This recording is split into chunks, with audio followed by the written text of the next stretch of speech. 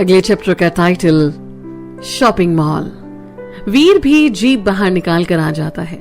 सब गाड़ी में आकर बैठ जाते हैं। वीर के बगल में साक्षी बैठी थी और कविता, देवजी, श्रुति और नयन, जो कि जिद करके सबके साथ आ गया था, पीछे बैठे थे।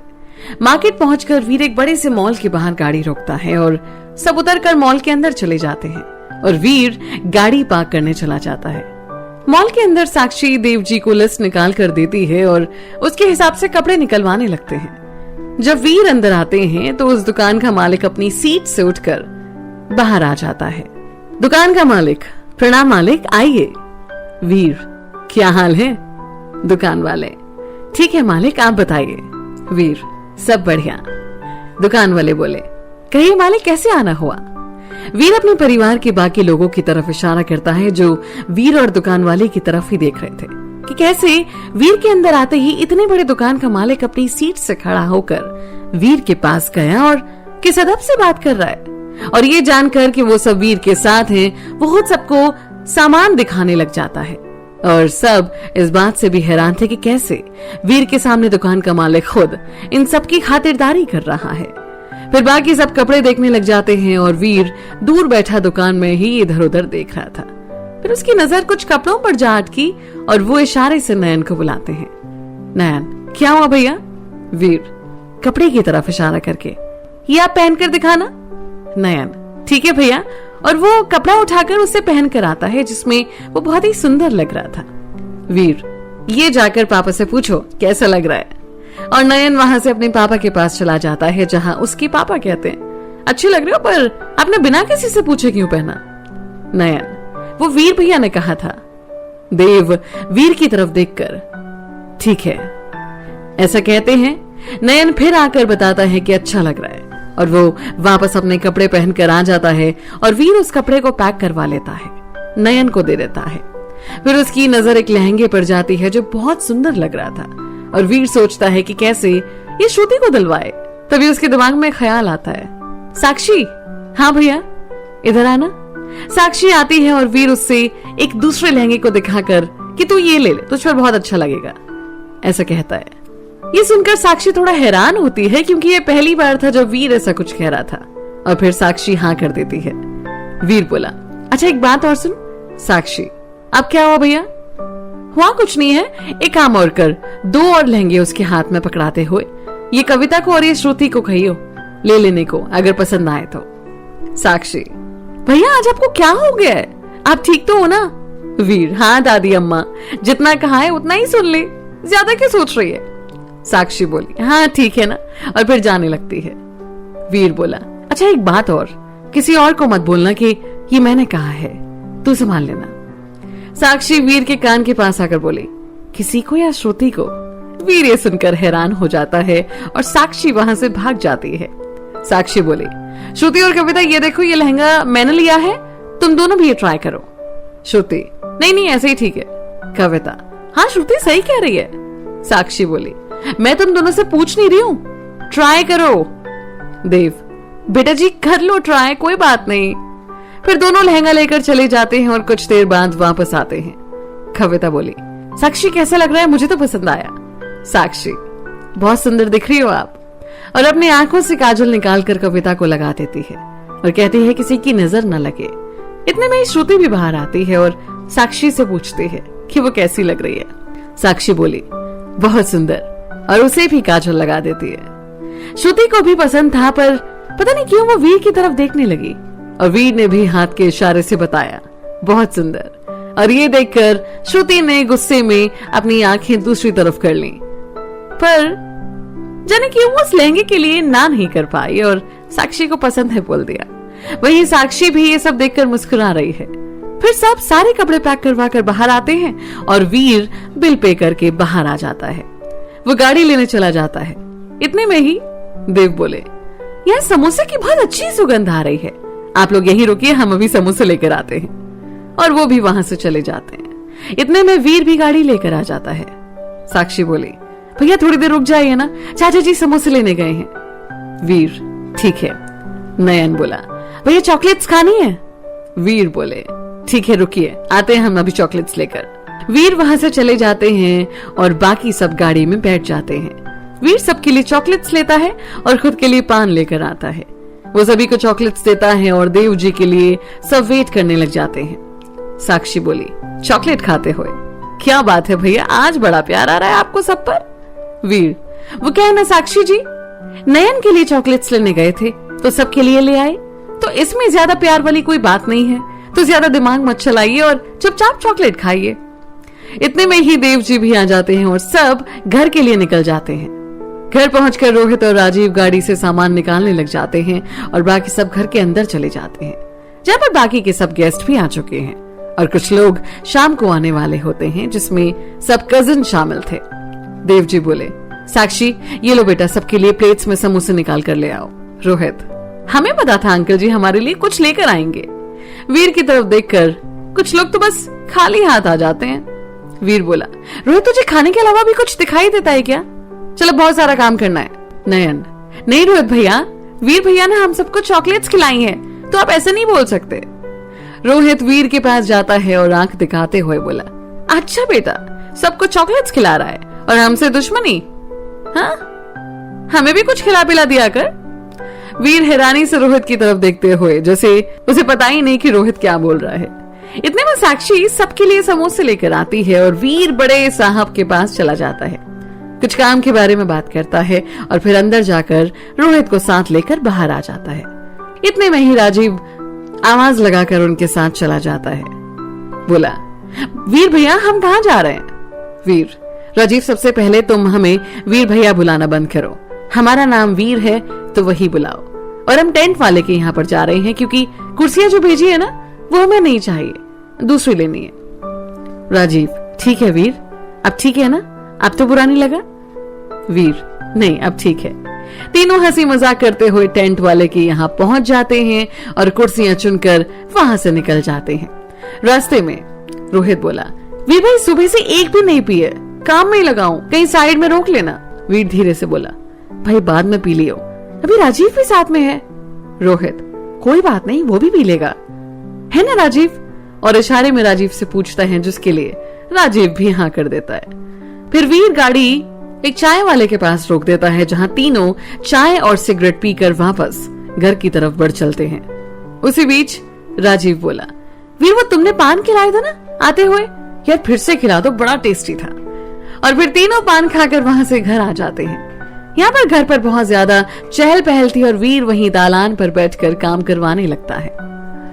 अब राजीव और रोहित जहां हलवाई का काम कर रहे थे उस तरफ जाते हैं और रोहित पूछता है कि कोई सामान तो नहीं चाहिए, तो एक हलवाई कहता है कि मालिक को बुला देने दो। रोहित वीर को फोन करके पीछे आने को कहता है और वीर वहां पहुंचकर बोला, हाँ रोहित क्या हुआ? रोहित, वो इनको कुछ काम था। हलवाई बोला, मालिक वो ये सामान और चाहिए था। वीर, तो ये बात तो आप किसी को भी बता सकते थे। हलवाई, मालिक वो आपसे बोले थे उसके लिए भी पूछना था। वीर, हाँ भाई साहब याद है, आपका सामान आ चुका है, जितना पीना हो पी लेना, पर पहले काम तो खत्म कर लो, और ना काम में कोई कमी नहीं रहनी चाहिए। हलवाई बोला, मालिक हम बोल दिए ना, काम में 1% की भी कमी नहीं रहेगी, हाँ बेफिक्र रहिए। वीर रोहित को सामान की पर्ची और गाड़ी की चाबी दे देता है और उसे और राजीव को सामान लाने के लिए बोल देता है। वो दोनों वहां से चले जाते हैं और वीर भी वहां से चाची से मिलने चला जाता है।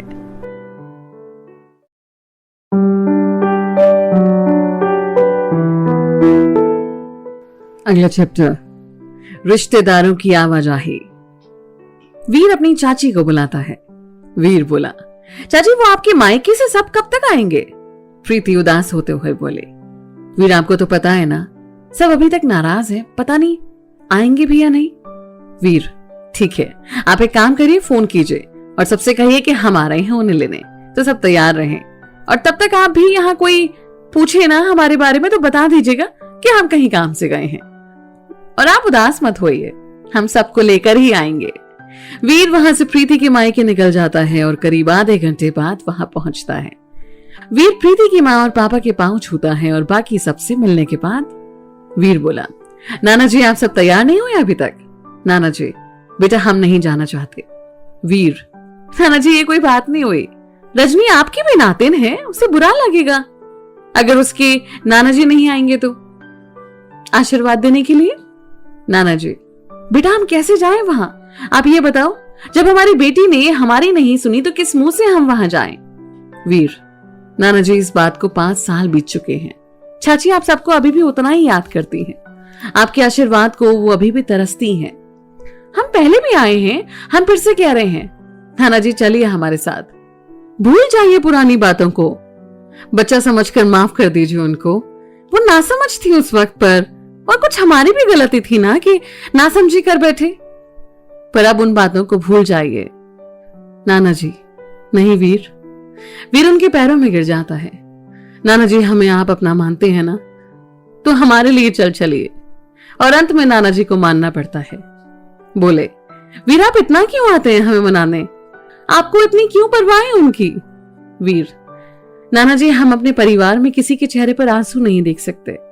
और आज भी जब हम ताई जी को या किसी और को उनके पापा से मिलते देखते हैं ना, और उस वक्त चाची का चेहरा देखते हैं, तो उसमें हमें सिर्फ मायूसी दिखती है जो हम देख नहीं सकते। नाना जी बोले, बेटा सदा खुश रहो और हमेशा ऐसे ही रहना। वीर, जी नाना जी। और अब आप लोग फटाफट तैयार हो जाइए, आधे घंटे में चलते हैं हम लोग। इतने में वीर का फोन बजता है और वीर फोन उठाकर बाहर आ जाता है। फोन पर बातें करने लगता है। वहीं सिगरेट जलाकर पीते हुए रोहित, कहाँ है वीर तू? वीर, क्यों क्या हुआ? रोहित बोला, वो फूल वाले आए हैं और कह रहे हैं कि तूने बताया था कि फूल तेरे सामने ही लगाएंगे, तो इसलिए पूछ रहा था। वीर, ठीक है तू उनको बोल 1 घंटे रुकने के लिए, मैं जितनी जल्दी हो सके आता हूं। और ये कहकर फोन काट देता है।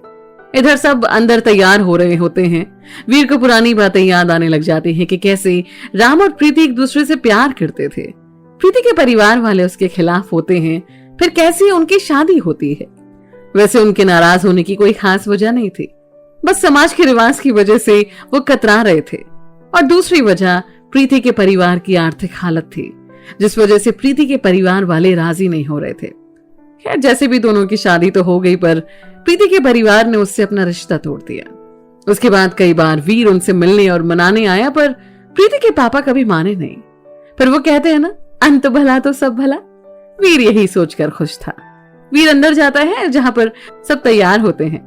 नाना जी, प्रीति के भाई तो मुंबई में रहते थे, पर उनका बेटा अंश और प्रीति की भाभी तीनों तैयार थे। वीर भी उन सबको गाड़ी में बिठाकर अपने घर की तरफ निकल जाता है। रास्ते में नाना जी बोले, वीर रास्ते में गाड़ी किसी मिठाई की दुकान पर रोक लीजिएगा। वीर, नाना जी इन सब की क्या जरूरत है? नाना जी, जरूरत क्यों नहीं है, हम पहली बार अपने बेटी के घर जा रहे हैं तो जरूरत तो है ही। वीर, ठीक है नाना जी। और वीर एक दुकान पर आकर गाड़ी रोक देता है और नाना जी से बोले, आप बता दीजिए क्या लेना है, हम ले आते हैं। नाना जी उसे पैसे देते हुए बोले, बताते हैं क्या लेना है। वीर, नाना जी आप पैसे रखिए, हम लेकर आते हैं। नाना जी, नहीं वीर, पहले आप पैसे लीजिए, नहीं तो हम खुद जा रहे हैं मिठाई लेने। वीर, ठीक है नाना जी, आप पैसे रखिए, हम मिठाई लेकर आते हैं। तो आप पैसे ले लेंगे। और वीर मिठाई लेने अंदर चला जाता है, जहां से मिठाई लेने के बाद वो अंश के लिए चॉकलेट्स भी ले लेता है और वापस आता है, जहां पर नाना जी उसे जबरदस्ती सामान के पैसे देते हैं और ना चाहते हुए भी वीर को पैसे रखने पड़ते हैं। सब कुछ देर बाद घर पहुंचते हैं, जहां पर दालान पर जब राम की नजर पड़ती है तो वो बेहद खुश हो जाता है और मन में कहते हुए, हमें पता था वीर, आप एक न एक दिन सबको मना ही लेंगे। और राम सबके पास आता है। सबसे पहले अपने ससुर जी के और भाभी के पांव छूता है और फिर सबको अंदर ले जाता है।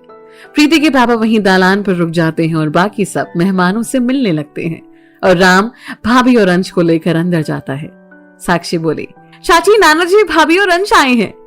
प्रीति को ये सुनकर आंखों में आंसू आ जाते हैं और साक्षी उनको चुप कराती और उन्हें बाहर भेज देती है। रसोई में श्रुति साक्षी से पूछती है कि चाची क्यों रो पड़ी, और साक्षी उसे सब बात बता देती है। साक्षी बोली, हमारे वीर भैया हैं ही ऐसे, किसी को नाराज रहने ही नहीं दे सकते। श्रुति सिर्फ सर हिला देती है, क्योंकि वो अभी भी रात और सुबह वाली बात से गुस्से में थी। बाहर जब प्रीति अपनी भाभी और अंश से मिलती हैं तो गले लगकर रोने लग जाती हैं।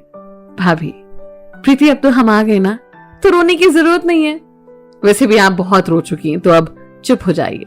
और फिर भाभी भी सबसे मिलती हैं। इधर वीर फूल वालों को समझा रहा था कि कैसे और क्या करना है, और फिर वो हलवाई के पास चला जाता है। प्रीति इसे आवाज देकर बुलाती है और वीर आता हूं कहकर हलवाई के पास चला जाता है। इधर सब खाना पीना खत्म करके मेहंदी लगवाने की तैयारी में थे।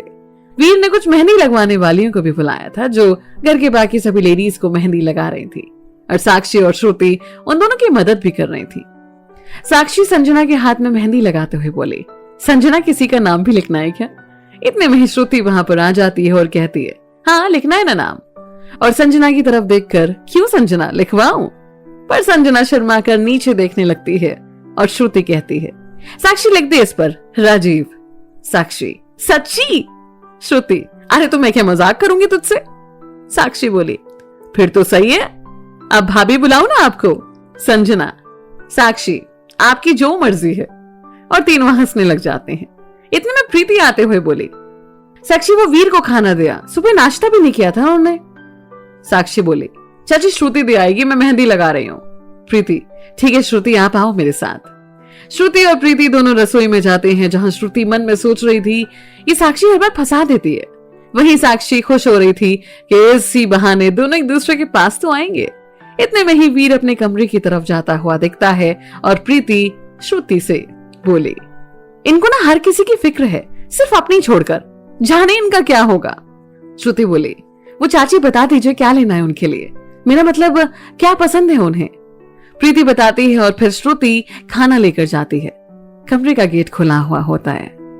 श्रुति, वो आपके लिए चाची ने खाना भेजा है। वीर, श्रुति वो कल के लिए और आज सुबह के लिए सॉरी, क्योंकि वीर को पता होता है कि उसने बहुत रूडली की थी और इस वजह से श्रुति गुस्से में है जो उसकी आंखों से साफ पता चल रहा था।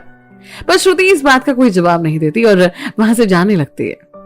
वीर फिर एक बार आवाज देता है श्रुति को और श्रुति रुक जाती है। जी बोलिए। वो सॉरी। श्रुति, ठीक है, और वहां से चली जाती है। वीर खुद से बोलते हुए, दिला दिया ना गुस्सा, अब पता नहीं कब तक नाराज रहेगी। और यही सोचते हुए खाने की तरफ देखता है पर उसका बिल्कुल भी खाने का मन नहीं करता और खाना वैसे ही छोड़ देता है और लेट जाता है। इसी बीच श्रुति फिर से आती है और कुछ सामान चाहिए होता है स्टोर रूम से, जो कि वीर के रूम के बगल में होता है। और जब श्रुति रूम में नजर डालती है तो देखती है कि खाना ऐसे ही पड़ा है और वीर सो रहा है। श्रुति कमरे में आती है। वीर, वीर, हाँ क्या हुआ? आपने खाना नहीं खाया? हाँ भूख नहीं थी। ये क्या बात हुई? उठकर खाना खा लीजिए।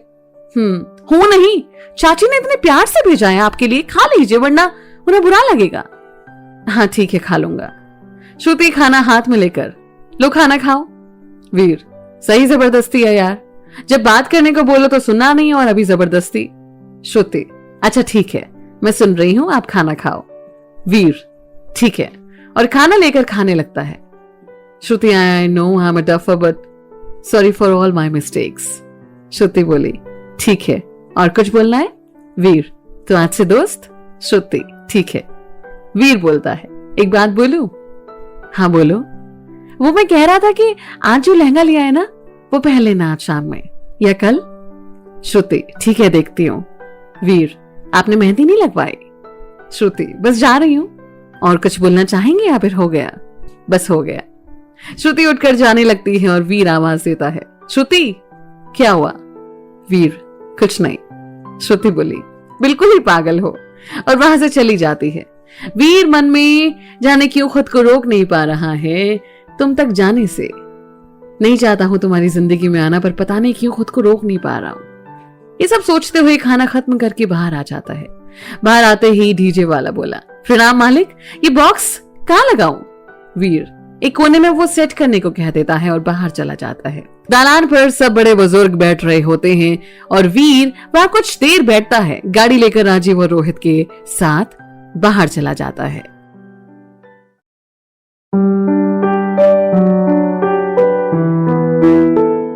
अगले चैप्टर का टाइटल, वीर का खोया हुआ दिल। यहाँ आंगन में साक्षी श्रुति के हाथों में मेहंदी लगा रही होती है। साक्षी धीरे से बोली, तो इस पर वीर भैया का नाम लिख दूं? श्रुति, पता नहीं साक्षी, पर मुझे ऐसा क्यों लगता है कि मैं बस ख्याली पुलाव पका रही हूँ, मुझे तो समझ में ही नहीं आ रहा कुछ। साक्षी, अच्छा सुन, एक बात बताती हूँ, आज जो हमने लहंगा लिया था ना, वो मैंने नहीं बल्कि वीर भैया ने दिया था और कुछ बताने से मना किया था। और एक बात और, मेरे और कविता के लिए सिर्फ तेरे बहाने से लहंगा लिया था, क्योंकि सबसे पहले उनकी नजर तेरे वाले लहंगे पर गई थी और उन्हें कोई बहाना चाहिए था। श्रुति, पता नहीं कुछ समझ नहीं आ रहा। साक्षी बोली, श्रुति, वीर भैया बहुत अच्छे इंसान है। जब उनके बारे में सब सच्चाई पता चलेगी ना, तो ये जो तुम्हारा प्यार है ना, वो कई गुना बढ़ जाएगा। बस उनका हाथ पकड़ो और उन पर विश्वास करो, वो तुम्हारा हाथ कभी नहीं छोड़ेंगे। श्रुति, ये तो मुझे पता है, वो इंसान अच्छे हैं, पर पता नहीं चलता कि दिमाग में क्या चल रहा है। साक्षी, अच्छा एक बात बताओ, तुम प्यार करती हो ना भैया से? श्रुति, हाँ। साक्षी बोली, तो बस अपने प्यार पर विश्वास रखो, बाकी सब वीर भैया सही कर देंगे। श्रुति, मुझे शायद उन पर खुद से ज्यादा विश्वास है, बस मैं ये नहीं चाहती कि उम्मीदें बांध लूं, क्योंकि जब उम्मीदें टूटती हैं ना तो बहुत तकलीफ देती हैं। साक्षी, जस्ट रिलैक्स भाभी। और बातों बातों में ही साक्षी श्रुति के दोनों हाथों में मेहंदी लगा देती है और कहीं छिपाकर वीर का नाम लिख देती है। और फिर साक्षी भी अपने हाथों में मेहंदी लगवाती है। यहाँ वीर, राजीव और रोहित तीनों नदी किनारे बैठे होते हैं। रोहित तीनों के लिए बियर लेकर आता है। वीर, हाँ यार, इसकी बहुत जरूरत थी, बहुत थक गया हूं। रोहित, मुझे पता था मेरे भाई, तभी लेकर आया हूं। Rajiv, thank you Rohit. रोहित बोला, क्या यार, दोस्त भी बोलता है और थैंक यू भी बोलता है। राजीव बोला, ठीक है, अब नहीं बोलूंगा। वीर, तो राजीव क्या करते हो तुम? राजीव, हम चारों ने, मतलब श्रुति, संजना, कविता और मैंने इंटरमीडिएट के एग्जाम दिए हैं और बस रिजल्ट के लिए वेट कर रहे हैं। रोहित बोला, ब्रो तू और कविता एक साथ? राजीव, हम ट्विंस हैं ना। रोहित, अच्छा। राजीव, और आप दोनों क्या करते हैं? रोहित, सेम हमारा भी है। राजीव, पर वीर आप तो हमसे 2 साल बड़े हैं ना। वीर, हाँ, पर बीच बीच में मैंने पढ़ाई छोड़कर अपने काम पर ध्यान दिया था, तो इसी वजह से। राजीव, अच्छा तो आप काम क्या करते हैं? वीर बोले, ये बातें कभी फुर्सत से बताएंगे, फिलहाल तो बियर एंजॉय करते हैं। राजीव, जैसा तुम ठीक समझो। और तीनों बैठे हंसी मजाक कर रहे थे और तब शाम भी होने लगी थी। धीरे धीरे उसी वक्त वीर का फोन बजता है। वीर, हाँ राहुल। राहुल, जो कि राजीव के मामा का बेटा है, बोला, वीर कहाँ हो यार, कब तक आओगे?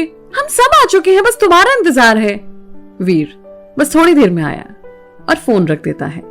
तीनों वहां से घर की तरफ चल पड़ते हैं, पर बीच में रुककर पान खाते हैं और घर पहुंच जाते हैं।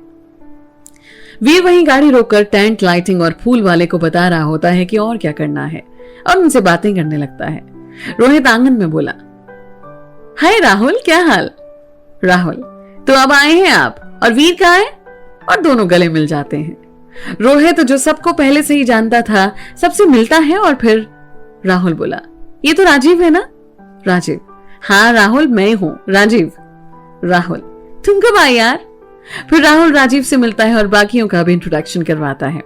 राजीव भी अपने कजिन्स अमित, शिवम, अभिषेक और श्रेया से मिलता है। राहुल बोला, अरे वीर साहब कहाँ रह गए? राजीव, अरे हमारे साथ तो आया था, कहाँ रह गया?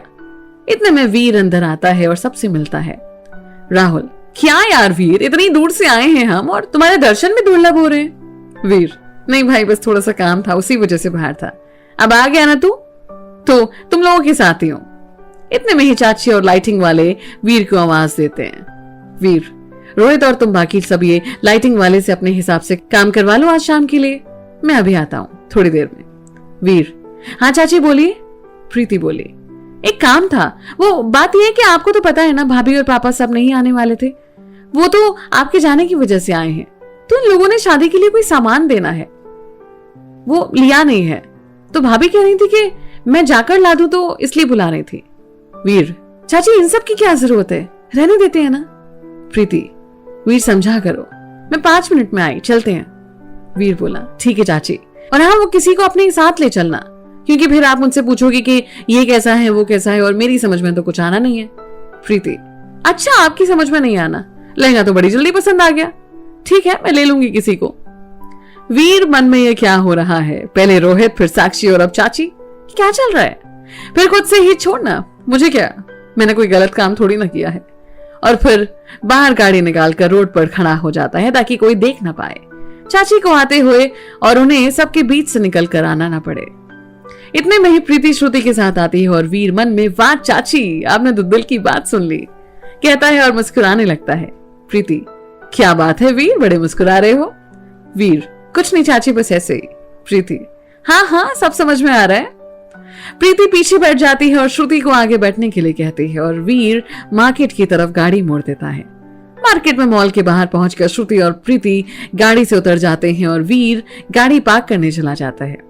जब दोनों दुकान के अंदर जाते हैं तो दुकान का मालिक, जो कि श्रुति को पहचान जाता है, खुद कपड़े दिखाने आ जाता है। थोड़ी देर में वीर भी वहां पहुंच जाता है। वीर, तो हो गई शॉपिंग? प्रीति, वीर अभी आए हैं, ये बात शायद आप भूल गए। आप आराम से बैठिए, हम देख रहे हैं कपड़े। वीर, हाँ आप आराम से देखिए, और वहीं बैठ जाता है। श्रुति और प्रीति दोनों कपड़े देखने में बिजी हो जाते हैं और वीर की नजरें कभी श्रुति पर तो कभी इधर उधर। इतने में वीर की नजर श्रुति की मेहंदी पड़ जाती है। वीर खुशी से, अरे वाह। प्रीति, आपको क्या हुआ वीर, और किस बात पर इतना खुश हो रहे हो आप? वीर, वो कुछ नहीं चाची, वो मैं कपड़े देखकर कह रहा था। कितनी सुंदर साड़ियां खरीदी हैं आपने। प्रीति, वीर आप ठीक तो हो ना? आज तक आपने कभी किसी की तारीफ नहीं करी और आज अचानक आपको साड़ियां पसंद आने लगी। वीर मन ही मन सोचने लगा कि मैं आपको क्या बताऊं चाची, और बोला, हाँ वो बस ऐसे ही, और बात बदलने के लिए। तो हो गई आपकी शॉपिंग? प्रीति, आधी हो गई, आधी बाकी है। वीर बोला, ठीक है, और फिर दूसरी तरफ देखने लग जाता है। इतने में श्रुति एक साड़ी उठाती है और प्रीति से, चाची ये साड़ी आप पर अच्छी लगेगी, ये आप ले लीजिए। बोली प्रीति, सच्ची? हाँ चाची। प्रीति बोली, ठीक है हम ये ले लेंगे, पर आपको भी कुछ लेना पड़ेगा फिर। श्रुति, नहीं ये कोई बात नहीं हुई। प्रीति, श्रुति ये आपकी चाची की तरफ से आपके लिए गिफ्ट है। क्यों, है ना वीर? वीर बोला, चाची अब आप कह रही हैं तो ठीक ही होगा। प्रीति बोली, अच्छा अब आप इतनी बात मानने लगे हैं हमारी, हमें नहीं पता था, अब तो आप मान जाइए। श्रुति बोली, ठीक है, वैसे भी बातों में आपसे कौन जीत सकता है। फिर वो श्रुति के लिए कुछ अच्छा देखते हैं पर कुछ पसंद नहीं आ रहा। श्रुति, छोड़िए ना चाची, बहुत टाइम लग रहा है। प्रीति बोली, कोई बात नहीं, हमारे पास बहुत टाइम है ना वीर? वीर, हाँ हाँ बहुत टाइम है।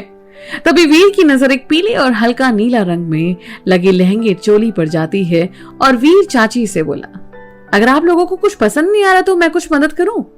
प्रीति, क्या आप मदद करेंगे? हालांकि प्रीति को सब पता था, फिर भी सिर्फ वीर को छेड़ने के लिए बोली, क्या बात है वीर, आप तो वाकई बदल गए हैं। वीर, एक तो मैं आप लोगों की मदद कर रहा हूं और आप हैं कि हमारी टांग खींच रही हैं। प्रीति बोली, कोई बात नहीं, तो बताइए आपको क्या पसंद आया? वीर, वो देखिए लहंगा चोली। प्रीति, ठीक है, श्रुति दिखने में तो सुंदर लग रहा है, आप ट्राई कीजिए। और श्रुति उसे उठाकर ट्राई करने चली जाती है। प्रीति बोली, वीर आपने भी अपने लिए कुछ नहीं लिया होगा ना? वीर, कहा चाची, इतना टाइम कहाँ मिलेगा कि मैं तैयार होने लगा। प्रीति, कोई बात नहीं वीर, पर कम से कम कुछ तो ले लीजिए। देखते हैं। और इतने में श्रुति अंदर से आ जाती है और वीर उसे देखता ही रह जाता है। कैसी लग रही हूँ चाची? ये तो जिसने पसंद किया है वो ही जाने। वीर, कैसी लग रही है श्रुति? वीर हड़बड़ाकर बोला, अच्छी लग रही है। प्रीति, बस अच्छी? हाँ ठीक है ना, बहुत अच्छी लग रही है। प्रीति हंसकर बोली, ठीक है श्रुति, आप चेंज कर लो, इसे पैक करवा लेंगे। और श्रुति अंदर चली जाती है। प्रीति बोली, वीर एक बात बताओगे? जी पूछिए। आप श्रुति को पसंद करते हैं ना? वीर चौंक कर बोला, ये क्या बोल रहे हैं आप चाची? नहीं ऐसी कोई बात नहीं है। हालांकि वीर को पता था कि चाची को शक है, पर उसे ये उम्मीद नहीं थी कि वो ये बात अभी पूछ लेंगी। प्रीति बोली, वीर आपको झूठ बोलना नहीं आता तो कोशिश भी मत कीजिए। और एक बात और, श्रुति बहुत अच्छी लड़की है, अगर आपको पसंद है तो हमेशा उसके साथ रहना।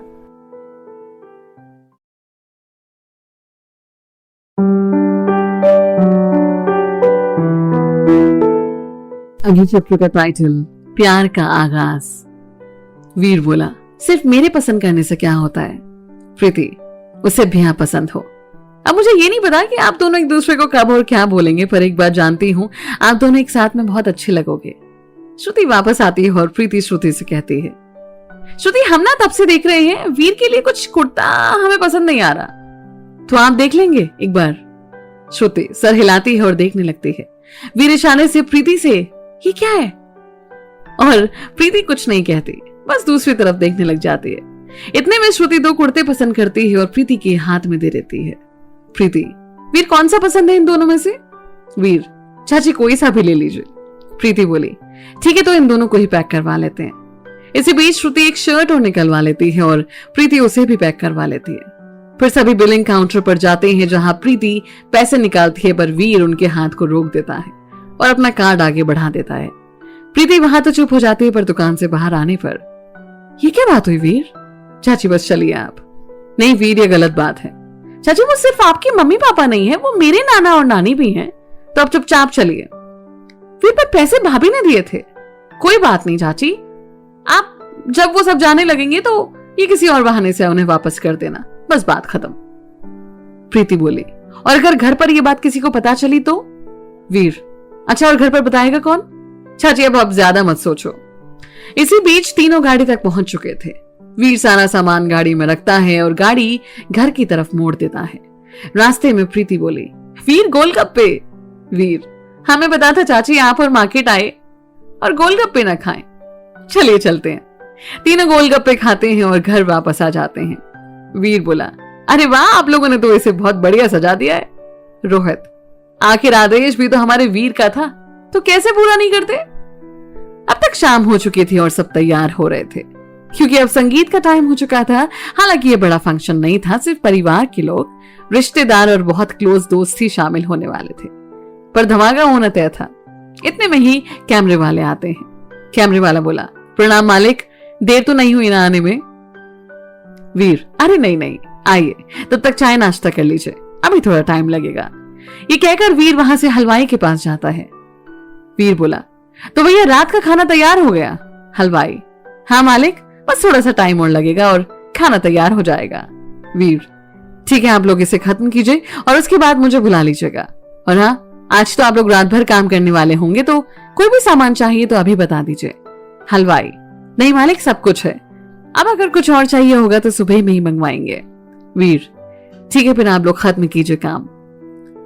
वीर वहां से निकल जाता है। दालान की तरफ टेंट वालों से बोला, तो आप लोगों का काम खत्म कब तक होगा? टेंट वाला, मालिक सुबह तक खत्म हो जाएगा। वीर, थोड़ा जल्दी निपटाइए क्योंकि आप लोग के बाद लाइटिंग का काम भी होना है। टेंट वाला, जी मालिक। जैसे ही वीर जाने को होता है उसी वक्त रोहित अपनी फैमिली के साथ आता है। वीर रोहित के मम्मी पापा को मम्मी पापा ही बुलाता है। पांव छूकर वीर बोला, कैसे हैं पापा आप? राजवीर, हम ठीक हैं, आप बताइए वीर कैसे हैं? बड़े दिन हो गए, आते भी नहीं आप। वीर, पापा हम ठीक हैं, वो काम में उलझे हैं ना, इसलिए आ नहीं पा रहे। वीर फिर से माँ के पांव छूता है और उनसे उनके बारे में पूछता है। इतने में एक आवाज आती है कि लग रहा है कि हमें तो लोग भूल ही गए, और ये आवाज होती है रोहित की छोटी बहन शिवानी की। वीर बोला, अरे ऐसे कैसे हम अपनी बहन को भूल जाएंगे? शिवानी आकर गले मिलती है। भैया कैसे हैं आप? और हम आपसे बिल्कुल बात नहीं करेंगे, आप तो हमें भूल ही गए ना। वीर, नहीं बिल्कुल नहीं, ये देखिए हमने आपके लिए कितने सारे चॉकलेट्स रखे हुए हैं, क्योंकि हमें पता था कि हमारी बहन हमसे नाराज है। शिवानी फिर से गले लगते बोली, हमारे वीर भैया हमें भूल ही नहीं सकते। वीर सबको लेकर अंदर आता है जहां देव एक कुर्सी पर बैठे होते हैं। राजवीर गौर से देव की तरफ देखते हुए बोले, देव? देव, राजवीर? और दोनों गले मिलकर रो पड़ते हैं। राजवीर बोले देव को अलग करते हुए, तू तो हमें भूल ही गया। देव, नहीं राज, ऐसी कोई बात नहीं है, बस हालात कुछ ऐसे थे। राज, देव अब पुरानी बातें छोड़, यार तू गले मिल, तरस गया था तुझसे मिलने को। देव, मैं भी बहुत याद करता था तुझे। और दोनों फिर से गले मिलते हैं।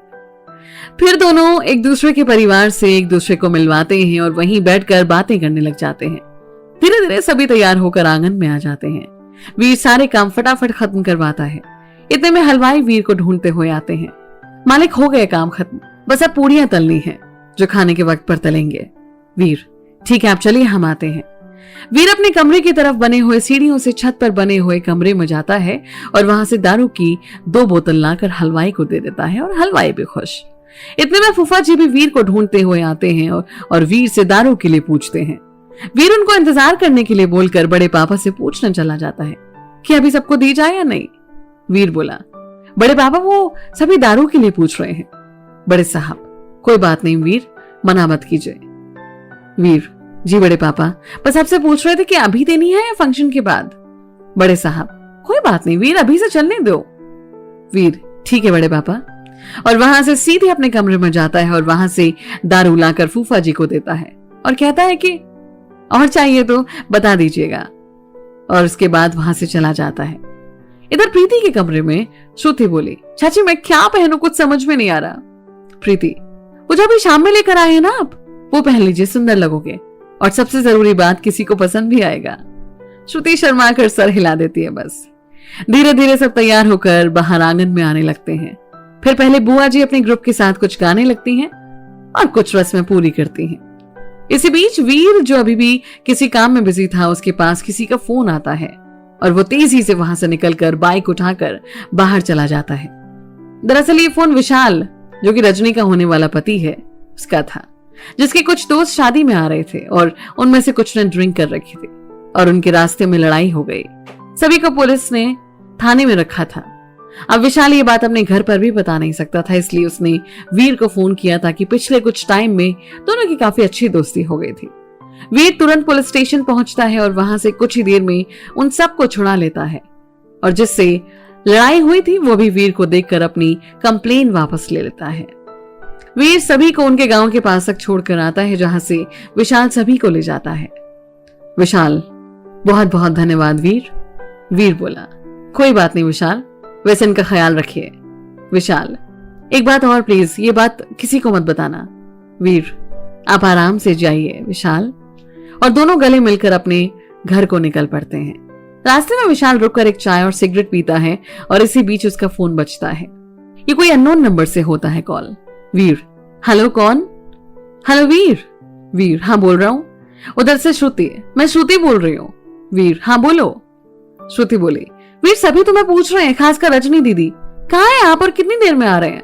वीर, बस हम थोड़ी देर में पहुंच रहे हैं। श्रुति, ठीक है जल्दी आइए। और फोन कट जाता है। वीर भी बाइक तेजी से घर की तरफ भगा देता है। घर पहुंचने पर प्रीति बोली, वीर जल्दी से तैयार हो जाओ, टाइम पर तो आना होता नहीं है आपको। मेरे कमरे में जो कुर्ता रखा है ना, वही पहन लो। वीर, ठीक है, और बोलकर जल्दी से प्रीति के कमरे में जाता है और कुर्ता निकालता है। इसी बीच वहां श्रुति रजनी का कुछ सामान लेने आती है। कमरे में आते ही श्रुति बोली, सॉरी, मुझे वो लगा कि कोई होगा नहीं, इसलिए बिना नॉक किए आ गई। वीर, कोई बात नहीं। टी शर्ट वापस पहनते हुए, वैसे समझ नहीं आ रहा कि कौन सा कुर्ता पहने, तो क्या तुम मदद कर सकती हो? श्रुति बिना कुछ बोले बोली। ब्लू रंग का कुर्ता उसके हाथ में पकड़ा देती है और सामान लेकर जाने लगती है। वीर पीछे से आवाज देता है, श्रुति रुकते हुए, जी कहिए। बहुत सुंदर लग रही हो, काला टीका लगा लेना, किसी की नजर ना लगे। श्रुति नजरें झुकाकर शर्माते हुए बोली, ठीक है, और फिर जाने लगती है। वीर फिर से आवाज लगा देता है, श्रुति अब क्या हुआ? वीर, और हाँ थैंक यू। श्रुति, ये किस लिए? वीर, बस यूं ही। श्रुति मन में बड़बड़ाते हुए पहले आवाज देना और फिर कुछ बोलेगा भी नहीं कहते हुए वहां से चली जाती है। वीर भी कुर्ता और नीचे ब्लू कलर की जीन्स पहनकर बाहर आता है, जहां पर सब अब बारी बारी से डांस करने वाले थे। सबसे पहले राहुल, अभिषेक, शिवम और श्रेया बॉलीवुड के अलग अलग गानों पर डांस करते हैं। फिर राजीव और रोहित भी डांस करते हैं। इसी तरह संजना, कविता और श्रुति भी परफॉर्म करती हैं। फिर नयन स्टेज पर आता है और वो भी डांस करता है। वीर सबसे पीछे एक चेयर पर बैठकर सब देख रहा था।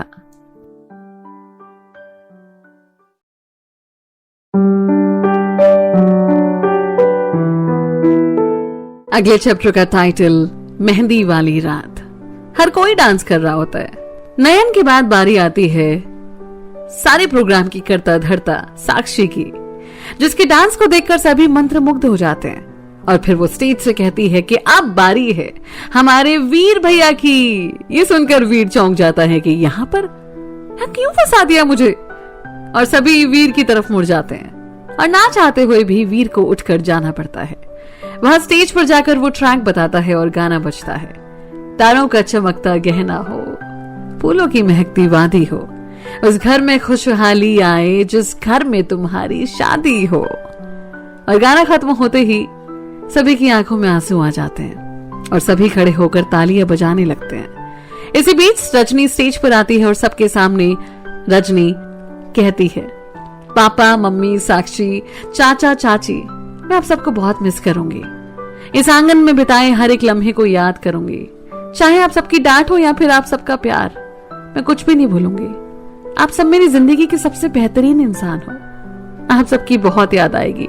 और हाँ वीर भैया, आपकी याद बिल्कुल भी नहीं आएगी। आपको बिल्कुल भी मिस नहीं करूंगी, क्योंकि आपको एक बात बता दूं, आप मुझसे कभी जुदा हो ही नहीं सकते। आप हो तो मैं हूं, आप हमेशा मेरे संग ही रहोगे। मुझसे दूर तो आप नहीं रह सकते हो, तो आपको मिस तो बिल्कुल भी नहीं करूंगी। और आप लोगों को एक बात बता दूं, ये दुनिया के सबसे बेस्ट भाई हैं। दुनिया इधर की उधर हो जाए, ये कभी साथ नहीं छोड़ते। ये मेरे हीरो हैं, ये मेरे वीर भैया हैं, जिनसे प्यार इस दुनिया में कोई नहीं है। वीर सब सर झुकाकर सुन रहा है और उसकी आंखों में आंसू थे। दोनों गले मिले और बस रोते ही रहते हैं। फिर वीर खुद को संभालते हुए रजनी को नीचे लेकर आता है और उसे एक चेयर पर बिठा देता है और सभी गोले में गाने के साथ डांस करने लगते हैं, जिससे रजनी के चेहरे पर भी खुशी सी आ जाती है। और फिर काफी देर तक घर के बाकी सदस्य भी आकर डांस करते हैं। वीर सबके बीच से निकलकर कोने में चला जाता है। उसकी आंखें अभी भी नम हैं। इसी बीच श्रुति की नजरें उससे मिलती हैं और श्रुति इशारे में पूछती है, क्या हुआ? वीर कुछ नहीं, मैं सर हिला देता है और आंखें नीचे करके रोने लगता है। ये देखकर श्रुति बाहर चली जाती है और वीर को फोन करती है। वीर अननोन नंबर देखकर पहले फोन काट देता है, फिर जब फोन बजता है तो फोन उठाकर दालान की तरफ चला जाता है। हेलो, कौन? वीर, मैं श्रुति बोल रही हूँ। अच्छा, ये तुम्हारा नंबर है? हाँ, वैसे ये बताओ रो क्यों रहे थे? वीर, वो कुछ नहीं, बस आंखों में कचरा चला गया था। श्रुति, झूठ तो कम से कम अच्छा बोल लिया करो। देखो, मुझे पता है आप रजनी दीदी से बहुत प्यार करते हो, पर आप अगर ऐसे रोएंगे तो बाकी सबको कौन संभालेगा? तो प्लीज आप मत टूटिए, आपको बाकी सबको संभालना है। वीर, श्रुति कहती है, अभी मुंह लटकाकर मत खड़े रहिए, जाइए अंदर और थोड़ा हंस लीजिए, अच्छे लगते हैं। वीर, ठीक है। श्रुति, और एक बात और, एक काला टीका आप भी लगा लो, किसी की नजर ना लग जाए इतने हैंडसम लड़के को देखकर। वीर बोलता है, ठीक है, तो फिर आप ही लगा देना। श्रुति, ठीक है, फिलहाल आप अंदर जाइए। और श्रुति फोन काट देती है। दोनों अंदर आ जाते हैं, जहां पर सभी डांस वगैरह खत्म करके बैठे होते हैं। वीर, रोहित और राजीव सबको बिठाकर बारी बारी में खाना खिलाते हैं। सिर्फ रजनी, श्रुति, साक्षी और वीर बच जाते हैं। रोहित और राजीव रोहित के पेरेंट्स को घर छोड़ने चले जाते हैं। रजनी कहती है, सुन वीर, आजा, सबके साथ बैठकर खाना खा लेते हैं। वीर, ठीक है, मैं आता हूँ। रजनी, पता है श्रुति, ऐसा नहीं लग रहा कि अभी तुमसे मिले सिर्फ 2 दिन हुए हैं, ऐसा लग रहा है हम बचपन से एक दूसरे को जानते हैं। अब से मेरी प्यारी 2 बहनें हैं। साक्षी, मेरी तो बहन नहीं है ये। रजनी, क्या मतलब? श्रुति, जिसे सब समझ आ चुका था कि ये साक्षी क्या कहना चाहती है, पर वो कुछ बोलती नहीं। साक्षी, मेरा मतलब है दीदी, ये मेरी सबसे अच्छी दोस्त है, बहन नहीं। साक्षी श्रुति की तरफ देखकर आंख मार देती है। वीर सबके लिए खाना लेकर आता है, जहां पर वीर और रजनी एक ही प्लेट में खा रहे होते हैं, तो साक्षी और श्रुति एक साथ। वीर और रजनी अपने बचपन के किस्से याद करने लग जाते हैं और दोनों बस उन्हीं यादों में खोए रहते हैं कि साक्षी बोली, ओम मेरे ज्येष्ठ भ्राता श्री एवं पूजनीय बहन जी की कृपा करके अपना भोजन तो समाप्त कीजिए। अब क्या रात यहीं बिताने का इरादा है क्या आप दोनों का? साक्षी को ऐसे बोलते हुए सुनकर सभी हंसने लग जाते हैं और फटाफट दोनों खाना खत्म करके उठते हैं। साक्षी और रजनी अपने कमरे में सोने चले जाते हैं और श्रुति भी सोने जाती है। वीर दालान पर जाता है और रोहित और राजीव आकर पूछते हैं, भाई अब तो पार्टी खत्म हो गई, चले छत पर हम भी कुछ गला गीला कर ले। राजीव, वो वीर, श्रुति, कविता और संजना भी आएंगे, कोई दिक्कत तो नहीं है ना? रोहित, अभी क्या दिक्कत होगी, एक काम कर तू और मैं चलते हैं और इन तीनों को भी बुला लेते हैं और बाद में वीर भी आ जाएगा। राजीव संजना को फोन करता है और ये दोनों भी छत पर जाते हैं। कुछ ही देर में संजना, श्रुति और कविता भी आ जाते हैं। सब वहां छत देख के हैरान हो जाते हैं, क्योंकि छत पर एक कमरा बना हुआ था, उसके बाहर आर्टिफिशियल घास बिछी हुई थी, एक साइड में झूला लगा हुआ था, बीच में एक टेबल और चारों तरफ आरामदायक कुर्सियां, चारों तरफ तरह तरह के पेड़ पौधे लगे हुए थे। ये सब देखकर सभी हैरान हो जाते हैं, पर रोहित सबको बताता है कि ये हमारे वीर का कारनामा है, सभी यहाँ बैठ जाइए। कविता, यार राजीव, मुझे तो लगा था हम कहाँ जा रहे हैं, कैसे लोग होंगे, लाइट होगी भी या नहीं, पर ये तो अलग ही दुनिया है, यह सब कुछ है, परिवार है, रिश्तों में प्यार है, सबके पास एक दूसरे के लिए वक्त है, अपनापन है, और सबसे बड़ी बात, सब एक दूसरे का सम्मान करते हैं। मुझे तो प्यार हो गया यार यहाँ से। तुम दोनों का क्या ख्याल है? श्रुति और संजना भी हाँ में सर हिला देते हैं। वीर आता है, जिसे देखकर संजना और कविता थोड़ा झिझकती हैं, क्योंकि दोनों की ही ज्यादा बातें नहीं हुई थी। पर वीर आकर बोला, क्या पियेंगे आप लोग? कविता, क्या मिल जाएगा? वीर, जी आप लोग बताइए तो सही, देखते हैं हम आप लोगों की मांग पूरी कर सकते हैं या नहीं। कविता, मैं वोडका। संजना, मैं बियर। राजीव, विस्की। श्रुति, विस्की। और वहां से चला जाता है। रोहित बोला, भाई मुझसे तो पूछ। वीर, चल भी नौटंकी। और वीर वोडका, बियर और विस्की की एक बोतल ले आता है, साथ में ग्लासेस और खाने के लिए पहले ही पनीर के पकोड़े और चिप्स लेकर आया। कविता बोली, मुझे तो लगा था यहाँ कुछ मिलेगा भी नहीं, पर आप तो गजब हो भाई साहब। वीर बस मुस्कुरा देता है और सब पीना शुरू करते हैं। कुछ देर बाद वीर श्रुति को एक मैसेज करता है और श्रुति देखकर रिप्लाई नहीं करती, बस फोन रख देते हैं। पीने के बाद सभी अपने अपने रूम में चले जाते हैं और वीर भी नीचे चला जाता है। कविता बोली, तू नहीं चलेगी श्रुति? श्रुति, तुम लोग जाओ, मैं थोड़ी देर यहीं बैठती हूँ, फिर आती हूँ। फिर कविता और संजना गुड नाइट बोलकर चले जाते हैं। श्रुति वहीं बैठी रहती है। वीर भी नीचे हलवाई को देख रहा होता है कि काम कर रहे हैं कि नहीं, और थोड़ी देर बाद वापस छत पर आता है। श्रुति बोली, वीर क्यों बोला था रुकने को?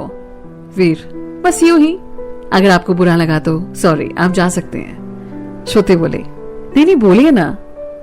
वीर, सबसे पहले तो सॉरी हमारे र्यूड बिहेवियर के लिए। श्रुति बोली, वीर आप पहले ही सॉरी बोल चुके हैं और हम भी इस बात को भूल चुके हैं, तो बार बार सॉरी मत बोलिए। वीर, और आपका बहुत बहुत शुक्रिया आपके साथ और समझने के लिए। श्रुति, कोई बात नहीं वीर, दोस्त बोलते हो और सॉरी और थैंक यू भी बोलते हो। वीर, जी ठीक है, अब नहीं बोलेंगे।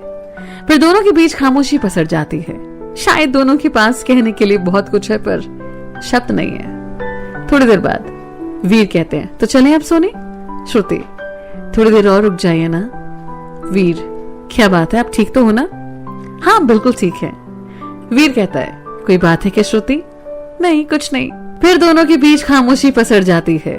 कुछ पल बाद श्रुति बोली, वीर एक बात कही आपसे। वीर, बोलिए।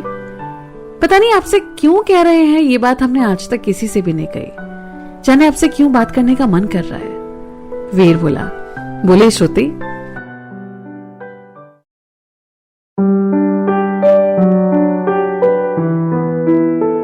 अगले चैप्टर का टाइटल, छत और धड़कते दो दिल। श्रुति वीर से कहती है, आप जानते हैं जब हम 5 साल के थे तो हमारी माँ गुजर गई। हम टूट गए थे क्योंकि अगर हम किसी से प्यार करते थे तो अपनी माँ से सबसे ज्यादा प्यार करते थे। घर वालों और रिश्तेदारों के बार बार कहने पर पापा ने दूसरी शादी कर ली। शुरू में सब ठीक था पर धीरे धीरे आंटी, क्योंकि हम उन्हें माँ नहीं कह पाए, आंटी का व्यवहार हमारे प्रति बदलने लगा। हम बस स्कूल जाते और घर आकर घर में बंद हो जाते। उसके बाद हमने वो शहर छोड़ दिया और दिल्ली आ गए। इसके बाद तो हमने बोलना भी बंद कर दिया। फिर धीरे धीरे इन तीनों से दोस्ती हो गई क्योंकि हम एक ही कॉलोनी में और एक ही स्कूल में थे। इनके साथ रहने से हम धीरे धीरे गमों को भूलने लगे, पर जब घर आते थे तो बस फिर चुप। ऐसा नहीं हमने बदलने की कोशिश नहीं की या आंटी से प्यार से बात नहीं की, पर कभी अपनापन आ ही नहीं पाया। और ऐसा भी नहीं कि हमें किसी से नफरत है, पर सच तो यह है कि बस किसी से प्यार नहीं है। वीर सब कुछ खामोशी से सुन रहा था और मन ही मन श्रुति की तरह दर्द छुपाए बैठी थी। कुछ नहीं बोलता, बस श्रुति का सर अपने कंधे पर रख लेता है और उसका हाथ पकड़कर वीर बोलता है, श्रुति आज जितना रोना है रो लो, पर आज के बाद इन आंखों में कभी आंसू नहीं आने चाहिए। और फिर दोनों के बीच खामोशी पसरी हुई है। बस श्रुति आंखें बंद किए हुए रोए जा रही है और उसकी पकड़ वीर के हाथों पर और मजबूत हो जाती है। थोड़ी देर बाद वीर बोलता है, श्रुति अब ठीक हो? श्रुति आंसू साफ करते हुए, हाँ वीर मैं अब ठीक हूँ, मन हल्का लग रहा है अब। वीर कहता है, तो श्रुति आज आप प्रॉमिस कीजिए कि आज के बाद आप अपनी आंखों में आंसू नहीं आने देंगे। श्रुति बस हाँ में सर हिला देती है। वीर श्रुति से बोलता है, अब आप जाकर सो जाइए, रात बहुत हो गई है। ठीक है, गुड नाइट गुड नाइट। और श्रुति नीचे आने के लिए बढ़ती है, फिर पलट कर एक बार वीर की तरफ देखती है जो अभी भी श्रुति को जाते हुए मुस्कुराकर देख रहा है। श्रुति अपने कमरे में सो जाती है। इधर वीर फिर से नीचे हलवाई के पास और फिर टेंट वाले के पास जाता है। वीर बोला, भाई साहब चाय बना लो यार, आप लोग भी पी लेना और टेंट वाले भी पी लेंगे। हलवाई चाय बनाने लगते हैं और वीर भी सिगरेट जला लेता है क्योंकि उस वक्त किसी के आने का डर नहीं होता और श्रुति के बारे में सोचने लगता है, ये लड़की सबका कितना ख्याल रखती है और खुद की इसे फिक्र ही नहीं, लेकिन श्रुति आज के बाद तुम्हारी आंखों में आंसू नहीं आने दूंगा। तुमने बड़ी तकलीफ सही है, अब और नहीं। पता नहीं किस हक से मैं कह रहा हूं, पर मैं वादा करता हूं अब तुम्हारी आंखों में आंसू नहीं आने दूंगा। इतने में हलवाई वीर को चाय दे जाता है और वीर चाय खत्म करके थोड़ी देर के लिए अपने कमरे में सोने चले जाता है। अगला सवेरा बहुत कुछ बदलने वाला है श्रुति और वीर की जिंदगी में, और इस बात से दोनों अनजान हैं कि आने वाली सुबह दोनों की जिंदगी में एक नई शुरुआत लेकर आएगी। सुबह 5 बजे वीर उठता है और रसोई में चाय बनाने जाता है। इतने में श्रुति आती है। श्रुति कहती है, गुड मॉर्निंग। वीर, गुड मॉर्निंग, बड़ी जल्दी उठ गए आप? हाँ, बस वो नींद नहीं आई तो बाहर आई और आपको देखा तो आ गई। वीर, अच्छा, तो अब आप एक काम कर दीजिए, ये चाय बन गई है, इसे 4 कप में डालकर राजीव वाले कमरे में ले आइए प्लीज। श्रुति, ठीक है। और वीर वहां से राजीव और रोहित को उठाने जाता है क्योंकि इन सबको फल और सब्जियां लेने जाना था। वीर कमरे में जाकर बोला, उठ जाओ दोनों। रोहित, अभी सोने दे थोड़ी देर और, रात में भी लेट सोए थे। वीर, उठ जा जल्दी से, हमें चलना भी है अभी। रोहित, तू जा, मैं कहीं नहीं जा रहा सुबह सुबह। वीर बोला, तुझे सोने और खाने के अलावा कुछ और दिखाई नहीं देता? और तकिया फेंक कर मारता है। ना चाहते हुए भी राजीव और रोहित को उठना पड़ता है। इतने में श्रुति भी चाय लेकर आ जाती है। श्रुति दोनों को गुड मॉर्निंग विश करती है और चारों बैठकर चाय पीने लग जाते हैं। रोहित बोला, अबे तुझे खुद तो नींद नहीं आती और दूसरों को सोने नहीं देता, तेरी दिक्कत क्या है? वीर, मुझे दिक्कत तेरे सोने से है, ठीक है, चल अब जल्दी से। रोहित, हाँ नींद तो खराब कर दी, अब चल कुछ काम ही कर ले। तीनों उठकर जाने लगते हैं और वीर श्रुति से कहता है कि कोई पूछे तो बता देना कि हम फ्रूट्स वगैरह लेने गए हैं। और वहां से तीनों निकलकर मंडी की तरफ चले जाते हैं। वहां सब सामान कुछ खेतों से और कुछ मंडी से लेकर 2 घंटे बाद वो घर की तरफ वापस चले आते हैं। घर पहुंचकर सारा सामान वो गाड़ी से उतारकर हलवाई के पास रखते हैं। इतने में वीर का फोन बजता है और फोन विशाल का होता है। विशाल बोलता है, वीर क्या हाल और हमारे स्वागत की तैयारी कैसे चल रही है?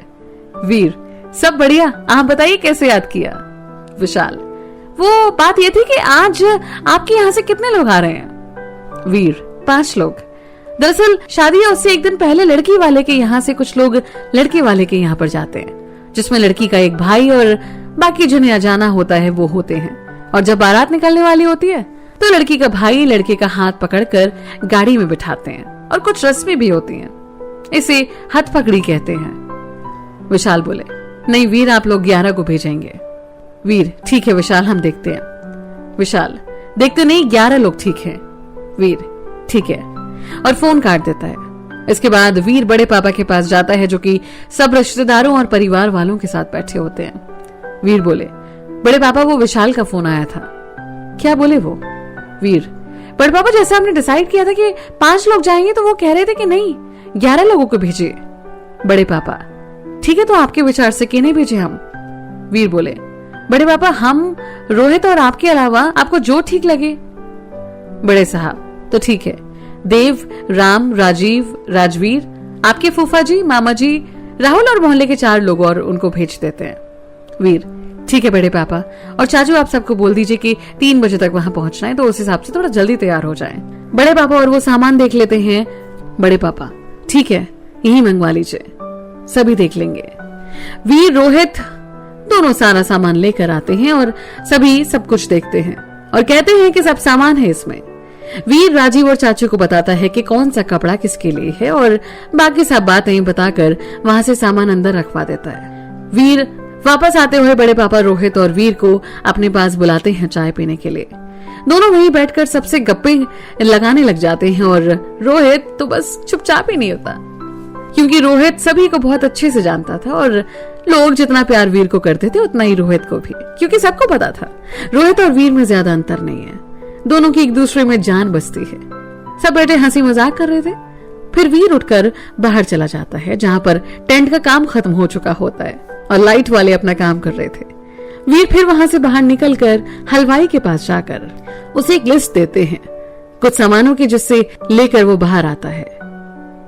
वीर प्रीति से पूछता है कि घर के लिए कुछ सामान तो नहीं चाहिए ना, और वो भी कुछ सामान लेने के लिए कहती है। वीर और राजीव दोनों सामान लेने बाजार चले जाते हैं। इधर घर पर राजवीर आते हैं और राजवीर और देव गांव में घूमने निकल पड़ते हैं। देव तूने बहुत देर कर दी यार आने में। देव, क्या करूं यार, हालात ही कुछ ऐसे थे। राज, अच्छा एक बात बता, जब से आया हूं देख रहा हूं तू और वीर देव, राज इस बारे में कोई बात नहीं करना चाहता हूं मैं, तो प्लीज। राज, पर देव बात ना करने से सच्चाई बदल तो नहीं जाएगी ना? देव, राज, मुझे कोई सच्चाई बदलनी ही नहीं है, उससे मेरा कोई रिश्ता ही नहीं है और ना कभी होगा। और हाँ, अगर उसे कभी पैसों की जरूरत होगी तो मुझसे मांग ले, मैं दे दूंगा। राज, तू पैसों की बात कर रहा है देव? तू जानता भी है उसके बारे में कुछ? देव, तू ऐसा नहीं था, उसे पैसों की जरूरत नहीं है, बाप के प्यार की जरूरत है उसे। राज, खुश। वीर अपने पापा के प्यार के लिए तरसता है, बाप के जिंदा होते हुए भी बाप के लिए तरसते हुए देखा है हमने उसे। देख, इतना भी पत्थर दिल मत बन। देव बोला, राज, अब और इस बारे में बात नहीं करना चाहता तो रहने दे सब। राज, सोचना एक बार जो मैंने बोला है। फिर दोनों थोड़ी देर बाद घूम फिर कर वापस घर की तरफ आते हैं और रास्ते में ही वीर और राजीव भी आ रहे होते हैं। वीर, चलिए पापा बैठ जाइए। राज, तुम कहां से आ रहे हो? वीर, मार्केट से, और दोनों बैठ जाते हैं। गाड़ी में जहां देव राज की तरफ देख रहा होता है क्योंकि उसको समझ नहीं आ रहा था कि वीर ने राज को पापा क्यों बोला। राज इशारे से सब समझा दूंगा कहता है और सभी घर पर आते हैं, जहां सब सामान रखवा कर वीर बड़े पापा के पास जाता है। बोला, बड़े पापा, हम मटन लेने जा रहे हैं, अगर कोई काम हुआ तो रोहित और राजीव यहीं पर हैं, उनसे कह दीजिएगा, हमें फोन कर लीजिएगा। ये कहकर वीर अपने कमरे की तरफ जाता है और पैसे लेकर फिर घर से बाहर आ जाता है। हलवाई को बता देता है कि वो मटन लेने जा रहा है तो वो बाकी तैयारियां करवा ले, और लाइटिंग वाले के पास जाकर पूछता है कि उसे कोई सामान तो नहीं चाहिए। तभी राजीव और रोहित आते हैं कि वो भी चलें, पर राजीव को वीर ये कहकर मना कर देता है कि तुम मटन बनाते हुए देख नहीं पाओगे, और रोहित से घर पर रहकर बाकी काम में हेल्प करवाने को कहता है, और उसके बाद वो वहां से मार्केट की तरफ निकल जाता है।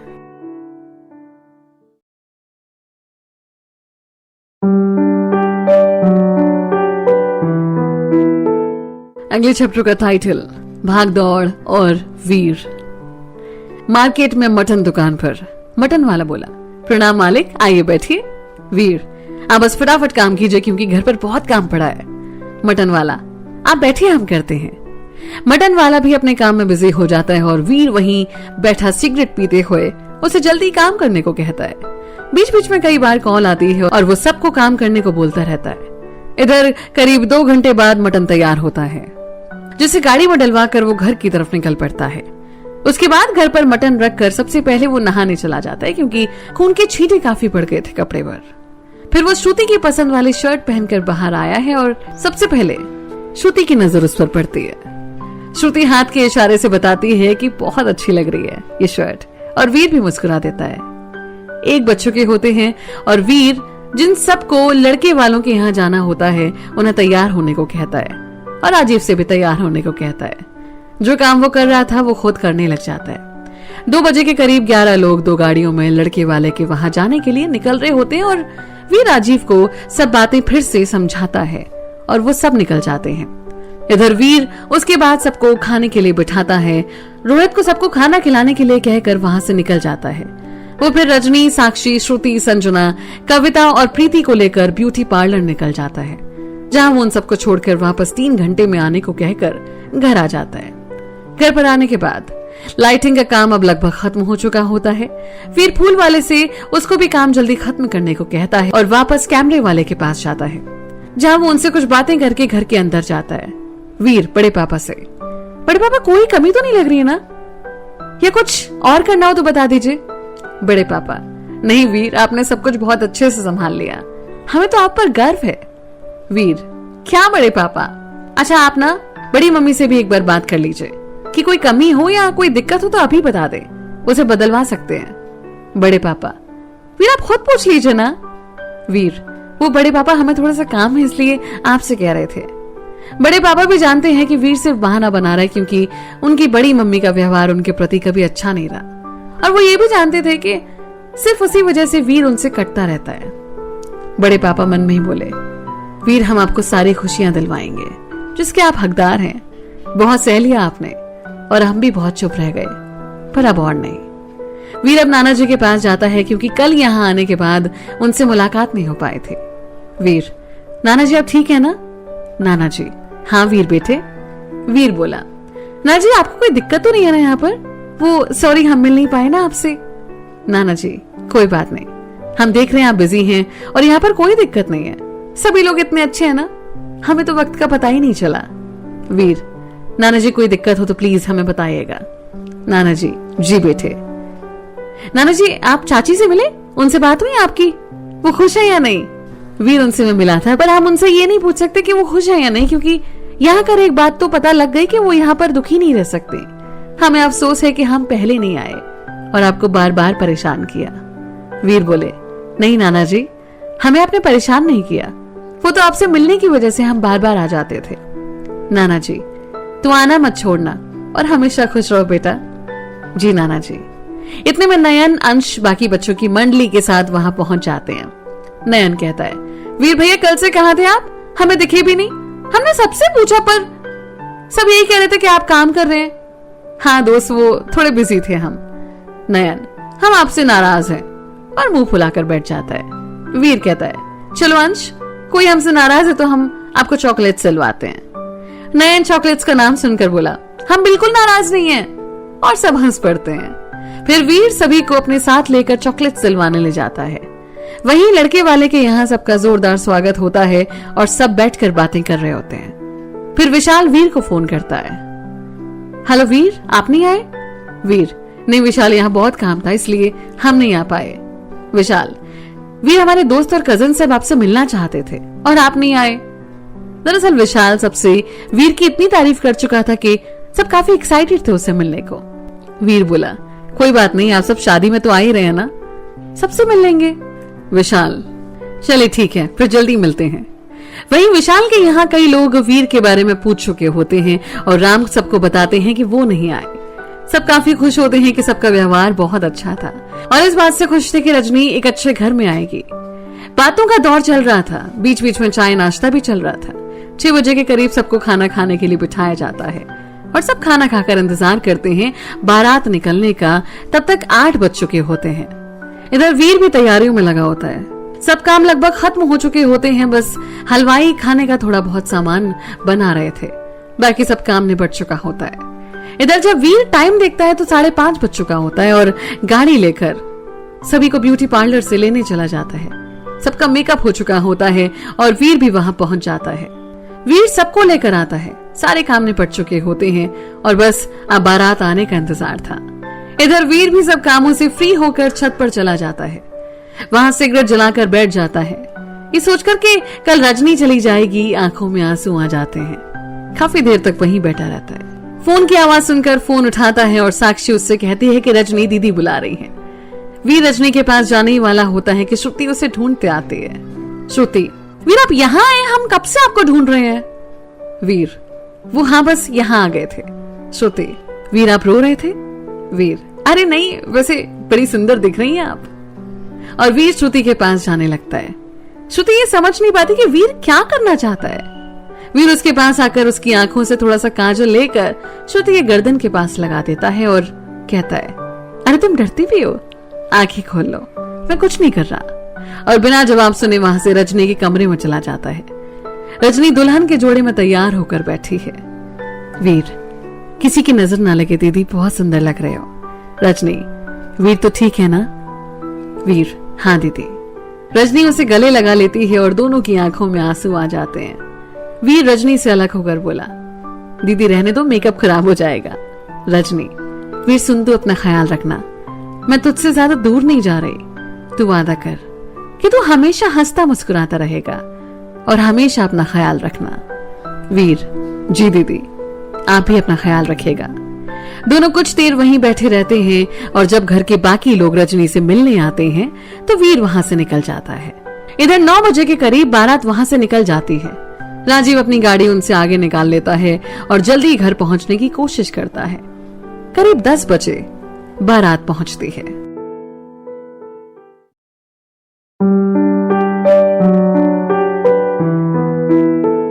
शादी समारोह अगले चैप्टर का टाइटल। गेट पर ही किशन प्रताप सिंह, राम और देव सभी बारातियों का स्वागत फूलमाला और पाग के साथ करते हैं। धीरे धीरे सभी बाराती अंदर आ जाते हैं। वहां सबसे पहले सभी को पानी, फिर ठंडा नाश्ता और चाय सर्व किया जाता है। विशाल भी अपने पापा के साथ स्टेज पर बैठा होता है और उसके बाकी दोस्त सब नीचे चेयर्स पर बैठे होते हैं। विशाल वीर को ढूंढ रहा होता है, पर वीर सभी को ये बताने में व्यस्त रहता है कि क्या कैसे सब कुछ करना है। सभी बारातियों का स्वागत बड़े जोर शोर से किया जाता है। यहाँ सभी जयमाला की तैयारी कर रहे होते हैं। इतने में वीर को कोई बुलाता है कि विशाल उसे ढूंढ रहा है और वीर विशाल से मिलने जाता है। वीर विशाल से हाथ जोड़कर पूछता है, क्या हाल है विशाल जी? विशाल, वीर ये क्या बात हुई और ये हाथ क्यों जोड़ रखा है? और दोनों गले मिल जाते हैं। विशाल बोला, हम दोस्त हैं वीर, तो ये फॉर्मेलिटी मत निभाइए। इतने में ही विशाल के सभी दोस्त और कजिन्स वीर से मिलने आते हैं और कुछ देर वीर उन सबसे बातें वहीं पर खड़े होकर करने लग जाता है। फिर रोहित आता है और वीर को ले जाता है अपने साथ। रोहित, वीर जयमाला की तैयारी हो गई? वीर, हाँ ब्रो। और वो किसी को कुछ बताता है। जैसे ही रजनी सबके साथ कमरे से बाहर आती है तो एक फूल वाला रजनी के आगे फूल बिछाते हुए चलता रहता है। स्टेज के पास पहुंचने पर विशाल अपना हाथ रजनी की तरफ बढ़ा देता है और रजनी स्टेज पर जाती है। वहां हंसी मजाक के साथ जयमाला की रस्म पूरी होती है और जैसे ही विशाल रजनी के गले में माला डालता है, ऊपर से गुलाब की पंखुड़ियां बरसने लगती हैं। फिर विशाल और रजनी वहीं स्टेज पर बने चेयर्स पर बैठ जाते हैं, जहां सभी बारी बारी से आते हैं और फोटोज खिंचवाते हैं। अंत में वीर भी जाता है और दोनों के साथ फोटो लेकर वापस आ जाता है। उसके बाद रजनी अब अंदर आ जाती है और थोड़ी देर के बाद विशाल को भी सभी अंदर लेकर जाते हैं, जहां कुछ रस्में चल रही होती हैं। उसके बाद विशाल अपने दोस्तों के साथ स्टेज पर ही फिर आकर बैठ जाता है। सभी रजनी की तारीफ कर रहे थे।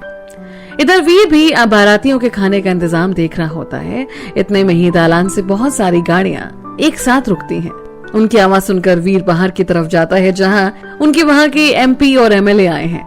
वीर और किशन प्रताप सिंह उन दोनों का स्वागत करते हैं और उन्हें आदर सहित बिठाते हैं। इसी बीच वहां के पुलिस के बड़े बड़े अधिकारी भी आते हैं। वीर को सबके आने की उम्मीद पहले से ही थी, तो सभी के लिए नाश्ते का प्रबंध करवाता है। उसके बाद वो सबको बाकी मेहमानों के साथ छोड़कर अंदर आ जाता है। घर के दूसरी तरफ सबके खाने की व्यवस्था थी। वीर सभी बारातियों और बाकी के गेस्ट को लेकर खाने की जगह पर बैठ जाता है। आज भी हमारे यहाँ पर बारातियों को बिठाकर खुद से सर्व करके खिलाया जाता है। सभी बैठ जाते हैं और फिर खाने का दौर शुरू होता है। एक टेबल पर सिर्फ एक व्यक्ति बैठा होता है और कुछ ही देर में उसके सामने 56 तरह के व्यंजन परोस दिए जाते हैं। सब खाना शुरू करते हैं और सबकी जुबान पर एक ही बात थी कि खाना इससे बेहतरीन उन्होंने आज तक नहीं खाया। तकरीबन 2 घंटे तक ये दौर चलता रहा और इसी बीच कई तरीके की मिठाई, सब्जियां सब आती रही। सभी बड़े आनंद से खाने का लुत्फ उठा रहे थे। इधर आंगन में शादी की रस्में भी निभाई जा रही थी। सब कुछ सही चल रहा था। जब सबका खाना पीना खत्म हो जाता है तो बाराती सब दालान की तरफ चले जाते हैं, जहां बड़े पापा, देव और राम सभी को पान, सुपारी और उनके लिए लाए हुए कपड़े देते हैं। वहां से कुछ बाराती घर निकल जाते हैं और सिर्फ विशाल के रिश्तेदार और दोस्त वहां पर रुक जाते हैं। फिर MP, MLA और बाकी अधिकारी भी रजनी और विशाल को आशीर्वाद देकर वीर से विदा लेते हैं। वीर सबको हाथ जोड़कर आने के लिए धन्यवाद देता है। सबको बाहर तक छोड़कर आता है। इसी बीच श्रुति वीर के पास आती है। श्रुति बोली, वीर वो कुछ देर में लावा फेंकने वाली रस्म है, तो रजनी दीदी आपको बुला रही हैं। वीर, ठीक है हम आते हैं। श्रुति बोली, और सुनो वो कपड़े चेंज कर लो, कुर्ता आपके कमरे में ही रख दिया है, तो चेंज करके आइए जल्दी से। वीर वहां से अपने कमरे की तरफ जाता है, जहां वो श्रुति के पसंद वाले कपड़े पहनता है। श्रुति वीर को आवाज देते हुए, वीर क्या हुआ? श्रुति कहती है, आइए सब बुला रहे हैं रस्म के लिए। और श्रुति वीर को कहती है कि कुर्ता जच रहा है और अपनी आंखों से थोड़ा सा काजल निकालकर उसे एक काला टीका लगा देती है। वीर भी मुस्कुराते हुए बाहर आ जाता है। पंडित जी उसे लावा, चावल से बना होता ये, लावा देते हैं और वीर उसे लेकर मुट्ठी भरकर रजनी के हाथों में देती है, जिसे रजनी गोल गोल घुमाते हुए विशाल की तरफ फेंक देती है, जिसे विशाल एक कपड़े में लेता है और 5 बार ये दोहराया जाता है। उसके बाद वीर वहीं पीछे बैठ जाता है और शादी की रस्म देखने लगता है। विशाल के दोस्त जिनके साथ रोहित और राजीव भी बैठे होते हैं, वो वीर को अपने पास बुलाते हैं। वीर भी उनके साथ बैठ जाता है और सभी शादी की रस्में देखने लगता है और बीच बीच में एक दूसरे की खिंचाई भी करते रहते हैं। इसी बीच वीर के चाचा उसे आवाज देते हैं और वीर उनके पास जाता है। राम बोले, वीर वो हलवाई सबको एक बार देख लेते, तुम्हारे लिए पूछ रहे थे। वीर समझ जाता है और सीधे अपने कमरे से 4 ब्रांडेड शराब की बोतल लेकर हलवाई को देता है, जिसे पाकर सभी बड़े खुश हो जाते हैं और वीर उनसे कहता है कि और चाहिए तो बता देना। वीर कुछ बॉटल, स्टेंट, फूल और लाइटिंग वालों को भी दे देता है और वापस रोहित सबके साथ बैठ जाता है। 4 बजे करीब शादी की सभी रस्में खत्म होती हैं और विदाई का वक्त सुबह 5 बजे का था, तो सभी इंतजार करने लगते हैं। इधर विशाल वीर को पास बुलाकर कान में कुछ कहता है और वीर उसके दोस्तों को लेकर अपने कमरे की तरफ जाता है, जहां पर वो कुछ शराब की बोतल उन्हें देता है और सभी थोड़ी बहुत शराब पीते हैं और वापस थोड़ी देर में आ जाते हैं। इधर वीर ट्रकों में सामान लोड करवाता है, जिसे लेकर वो विशाल के घर की तरफ चले जाते हैं। अब विदाई का भी वक्त हो चुका था। सभी की आंखें नम थी। साक्षी और प्रीति, इनका तो बुरा हाल हो रहा था रो रो कर।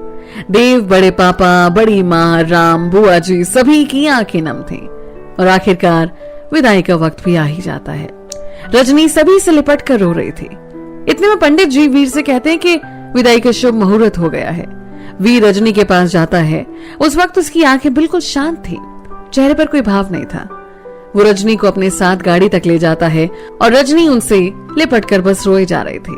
वीर रजनी को गाड़ी में बिठा देता है और वीर विशाल से बोलता है, विशाल हमारी बहन का ख्याल रखना। विशाल, वीर वादा है तुमसे, कभी इनकी आंखों में आंसू नहीं आने दूंगा।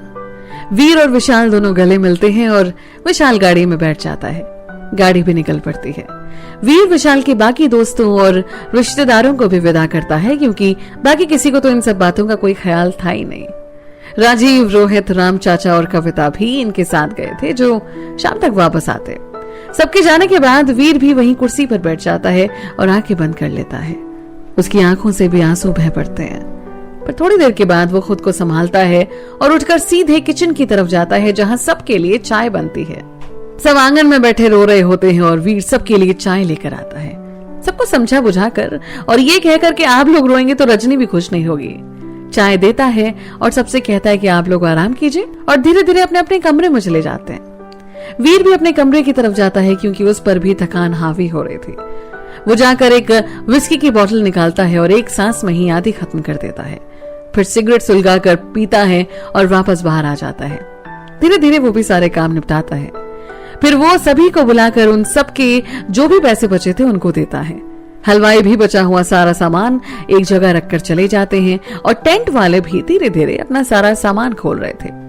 वीर किसी को फोन करता है और कुछ देर बाद एक एनजीओ की गाड़ी आती है और वीर उसमें ढेर सारा खाने का सामान रखवा देता है। इधर इन सब कामों को खत्म करते करते 1 बज चुके होते हैं। फिर वो रोहित को फोन करता है।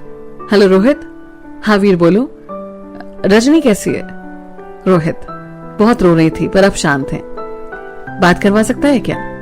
रोहित बोला, एक काम कर, रजनी का फोन पता नहीं कहाँ होगा, मैं राजीव से लेकर कविता का नंबर तुझे भेजता हूँ, कर ले बात तू। और रोहित फोन काट देता है। वीर कविता को फोन करता है। हेलो कविता, मैं वीर बोल रहा हूँ। जी बोलिए। रजनी कैसी है? रजनी अब ठीक है। क्या मेरी बात हो सकती है? कविता, रोते रोते अभी सोई है, जब उठेगी तो बात करवा दूंगी। वीर बोला, ठीक है, ख्याल रखना उसका। कविता ठीक है बोलकर फोन काट देती है। वीर भी घर के अंदर आया है, जहां पर सभी बैठे थे। सब उदास थे पर पहले से ठीक हालत में थे। वीर को बड़े पापा बुलाते हैं।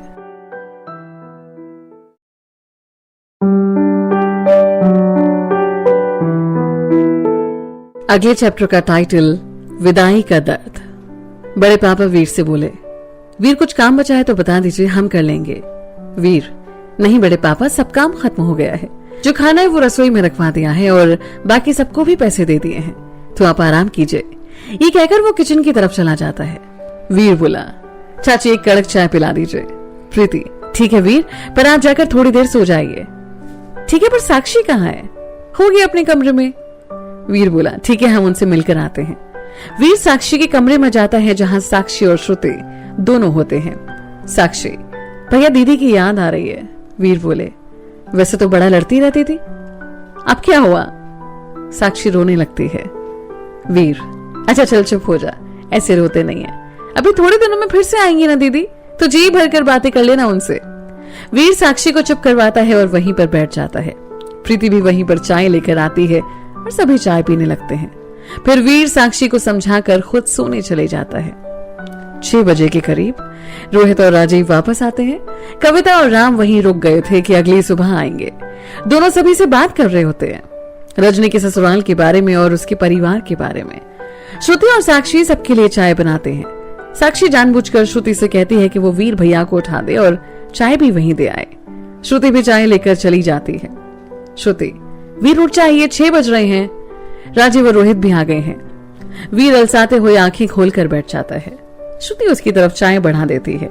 बोली, वीर आप ठीक हो? वीर चाय पीते हुए बोले, हाँ मैं ठीक हूँ, क्यों क्या हुआ? श्रुति, नहीं कुछ नहीं, बस यूं ही। वीर बोले, अच्छा घर में सब नॉर्मल है और साक्षी ठीक है? हाँ वीर, अब सब पहले से बेहतर है। इसी बीच रोहित बेधड़क जैसे पहले आता था कमरे में आ गए और आते ही चौंकते हुए बोला, श्रुति जी आप यहाँ इस खड़ूस के साथ? श्रुति, हाँ वो इनके लिए चाय लेकर आई थी। रोहित, ओह अच्छा, इतनी फिक्र, सही है सही है। वीर बोला, हाँ चल अब नौटंकी बंद कर और बता क्या बात है। रोहित, भाई बात कुछ नहीं है, चल बाहर चलते हैं, आराम से बात करेंगे, कहीं बैठेंगे। वीर, चल चलते हैं। रोहित बोला, ठीक है तू भी तैयार हो जा, तब तक मैं भी घर से 15 मिनट में आता हूँ। और ये कहकर रोहित वहां से चला जाता है। वीर बोला, वो इसकी बातों का बुरा मत मानना, ये ऐसा ही है। श्रुति, अरे नहीं नहीं ऐसी कोई बात नहीं है। वीर, अच्छा श्रुति शादी में मजा आया ना? I mean you enjoyed it और नॉट? श्रुति, हाँ वीर बहुत मजा आया।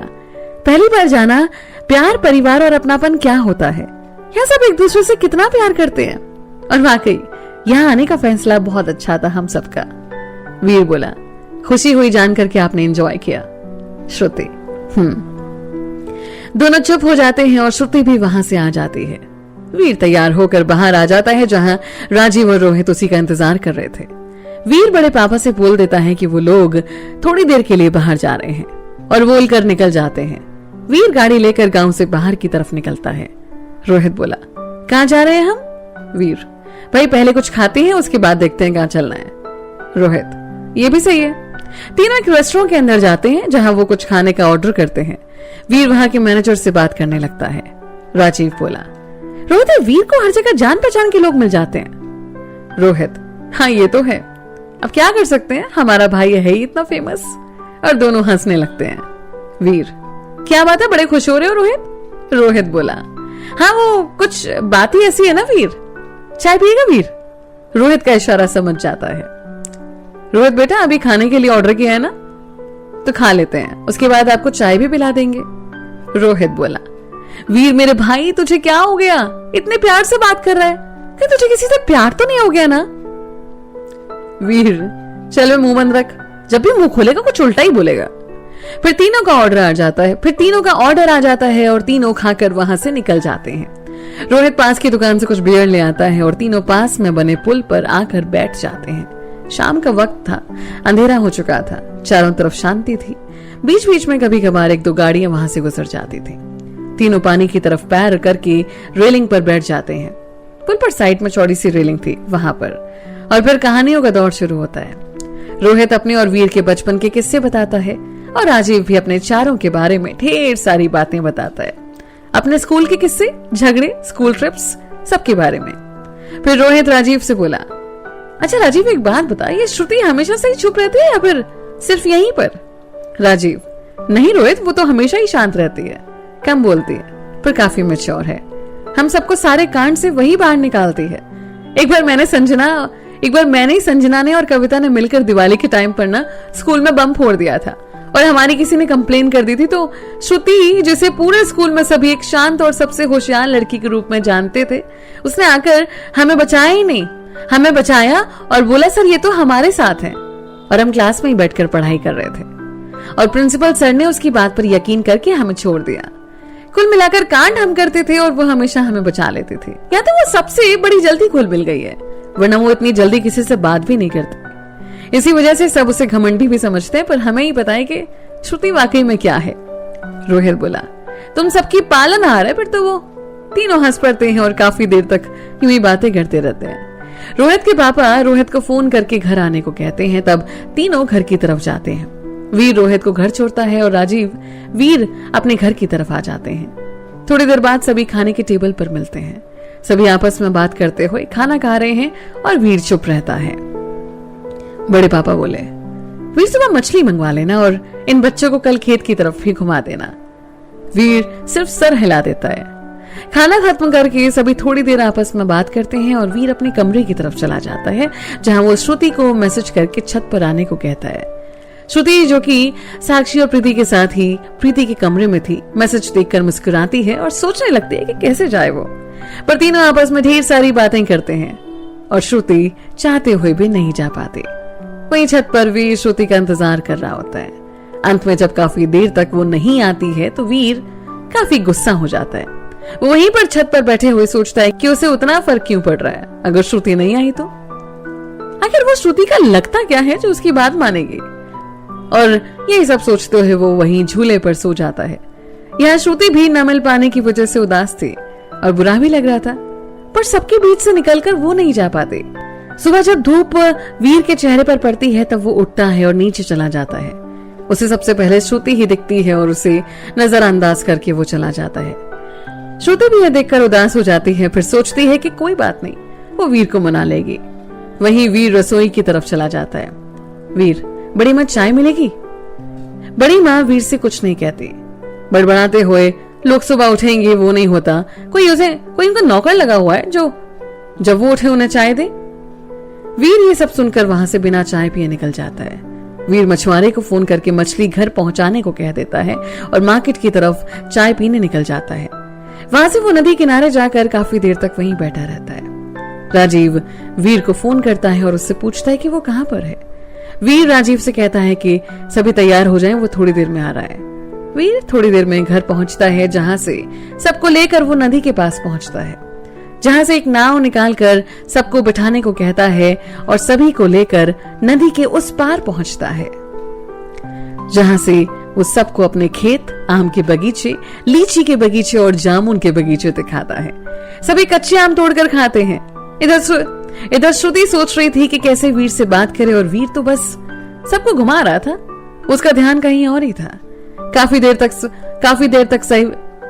देर तक सब वही आम के बगीचे में रहते हैं, फोटोज खींचते हैं, पास में बने तालाब में खूब मस्ती करते हैं और वीर बस वहीं साइड में बैठा रहता है।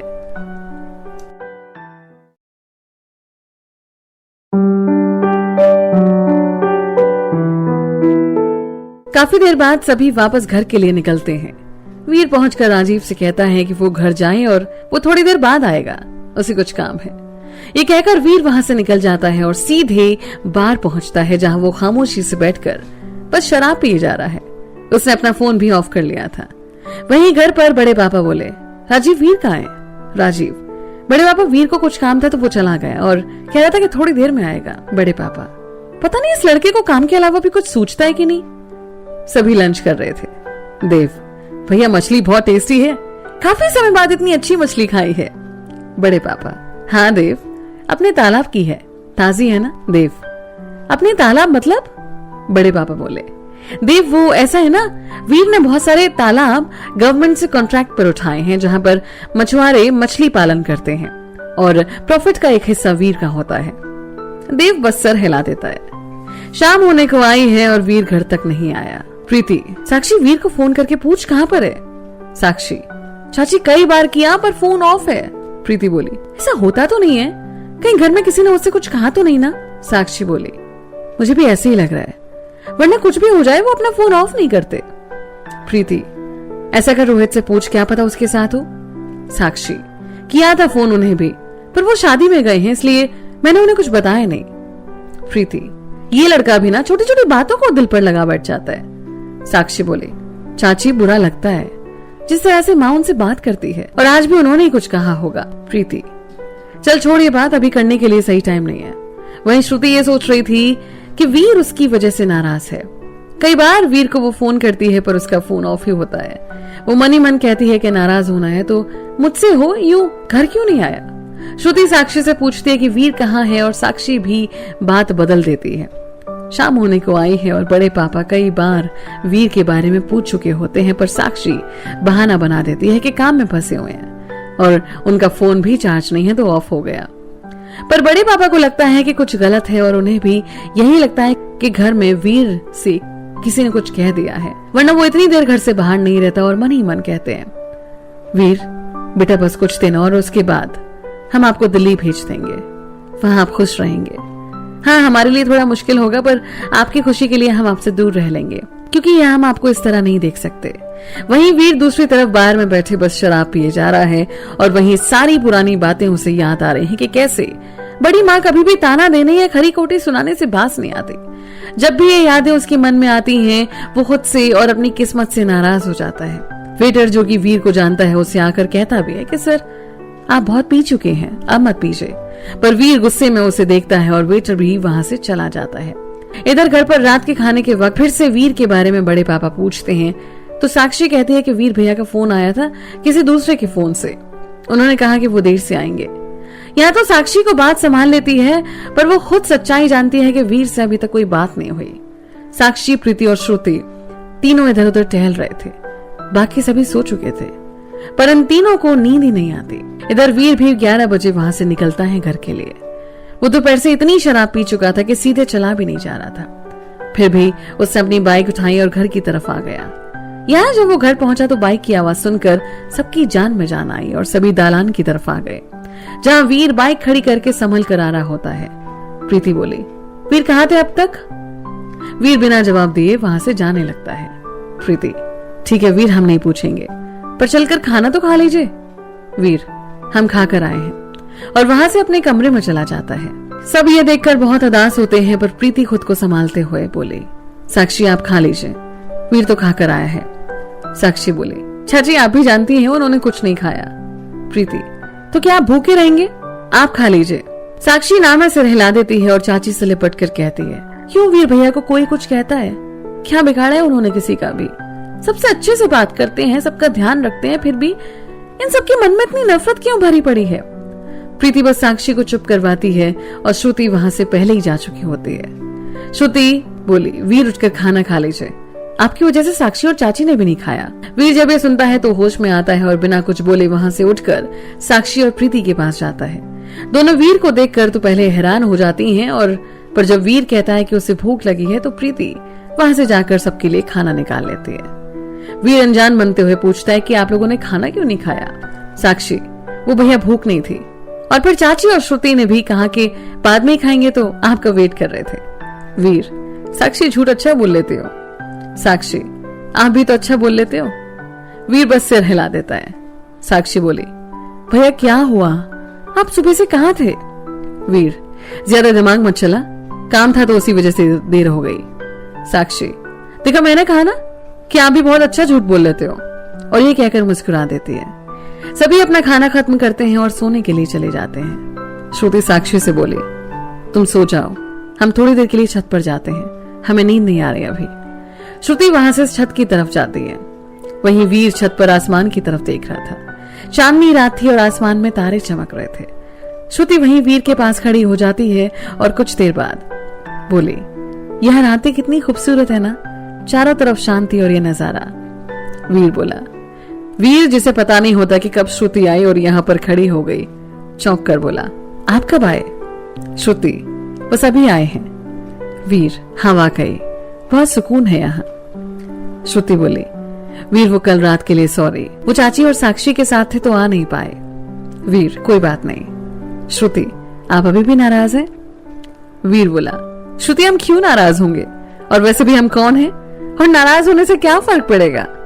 तो छोड़िए इन सब बातों को, और वहां से जाने लगता है। फिर श्रुति वीर का हाथ पकड़ लेती है। श्रुति वीर के सामने आकर बोली, वीर आप हमारे दोस्त हैं, और दोस्तों की नाराजगी से फर्क पड़ता है, और अपने कान पकड़ लेती है। वीर, ये बच्चों वाली हरकतें छोड़िए। श्रुति, पहले आप बोलिए आपने हमको माफ किया या नहीं? वीर, हाँ ठीक है, कर दिया माफ। श्रुति, एक बात पूछिए आपसे? जी पूछिए। आप सुबह से नाराज क्यों हैं? वीर, छोड़ो श्रुति, इन सब बातों में कुछ नहीं रखा। वीर सुनिए, जो भी नाराजगी है आपकी, पर सिर्फ एक बार उनके बारे में सोचना जो आपसे प्यार करते हैं। किसी एक की वजह से आपको सबसे नाराज नहीं होना चाहिए। इससे उनको तकलीफ होती है जो आपसे प्यार करते हैं। आपको पता है सुबह से चाची और साक्षी बहुत परेशान हैं। दोनों ने पूरे दिन कुछ नहीं खाया और अभी भी नहीं खाते, तो ऐसा नहीं करना चाहिए आपको। और वीर सर हिलाते हुए, ठीक है आगे से ध्यान रखेंगे, और थैंक यू समझाने के लिए। श्रुति, फिर से थैंक यू। वीर, अच्छा ठीक है, आप नहीं बोलेंगे। फिर दोनों के बीच खामोशी रहती है और दोनों ही आसमान की तरफ देख रहे होते हैं। श्रुति, वीर एक बात बताइए, अब आप इंटरमीडिएट के बाद क्या करेंगे? ज्यादा कुछ नहीं सोचा है, पर बड़े पापा से बात करेंगे और अगर वो मान गए तो यहाँ से बाहर निकल जाएंगे, शायद डीयू। श्रुति मन ही मन खुश होती है कि शायद फिर हमारी यहाँ के अलावा भी मुलाकात हो और सर हिला देती है। फिर थोड़ी देर बाद दोनों सोने चले जाते हैं। अगली सुबह वीर देर तक सोता रहता है। वहीं आंगन में देव सबसे बात करते हैं और अपनी छुट्टी भी बढ़ा लेते हैं और संजना और श्रुति के घर पर भी बात कर लेते हैं कि वो कुछ दिन और रुके हैं यहाँ पर। सभी बड़े खुश होते हैं। सबसे ज्यादा खुश श्रुति और कविता होते हैं। कविता जो कि यहाँ पर आने से ही मना कर रही थी कि कैसी जगह होगी और क्या करेगी वो यहाँ आकर, पर यहाँ आकर तो यहीं की होकर रह गई वो। और श्रुति इसलिए खुश थी कि वीर के साथ कुछ दिन और बिताने को मिलेंगे। वीर जब उठकर आता है तो साक्षी उसे सब बातें बताती है और वीर भी खुश हो जाता है।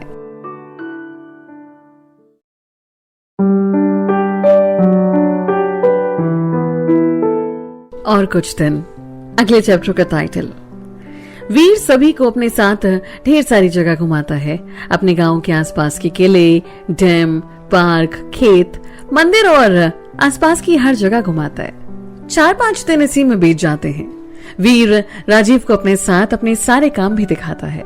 राजीव काफी हैरान होता है कि इतनी कम उम्र में उसने इतना कुछ हासिल किया है। वीर सभी को साथ घुमा तो रहा होता है, पर उसके मन में कुछ खटक रहा होता है।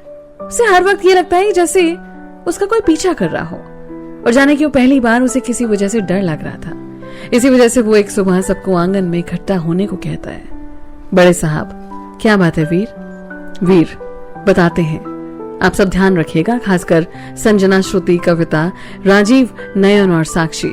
आप में से कोई भी बिना मेरे पूछे या बिना मेरे साथ के बाहर नहीं जाएगा। हालात जो भी हो, कोई नहीं जाएगा कहीं भी।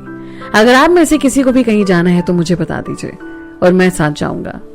किसी के कुछ समझ नहीं आता कि वीर ऐसे क्यों कह रहा है, पर सभी सर हाँ में हिला देते हैं। वीर जिसे भी कहीं जाना था तो उसे अपने साथ ही ले जाता था। एक सुबह वीर किसी काम से सुबह जल्दी निकल जाता है घर से। जब नयन उठता है तो वो जिद करता है चॉकलेट्स के लिए, तो राजीव उसे लेकर बाहर मार्केट की तरफ जाने लगता है। कोई था जो इस बात का इंतजार कर रहा था कि कब इन बच्चों में से कोई बाहर बिना वीर के निकले और उसे मौका मिल जाता है। 3-4 घंटे बाद जब दोनों वापस नहीं आते तो सब परेशान हो जाते हैं। बड़े पापा, वीर ने मना किया था तो इन दोनों को अकेले जाने की क्या जरूरत थी?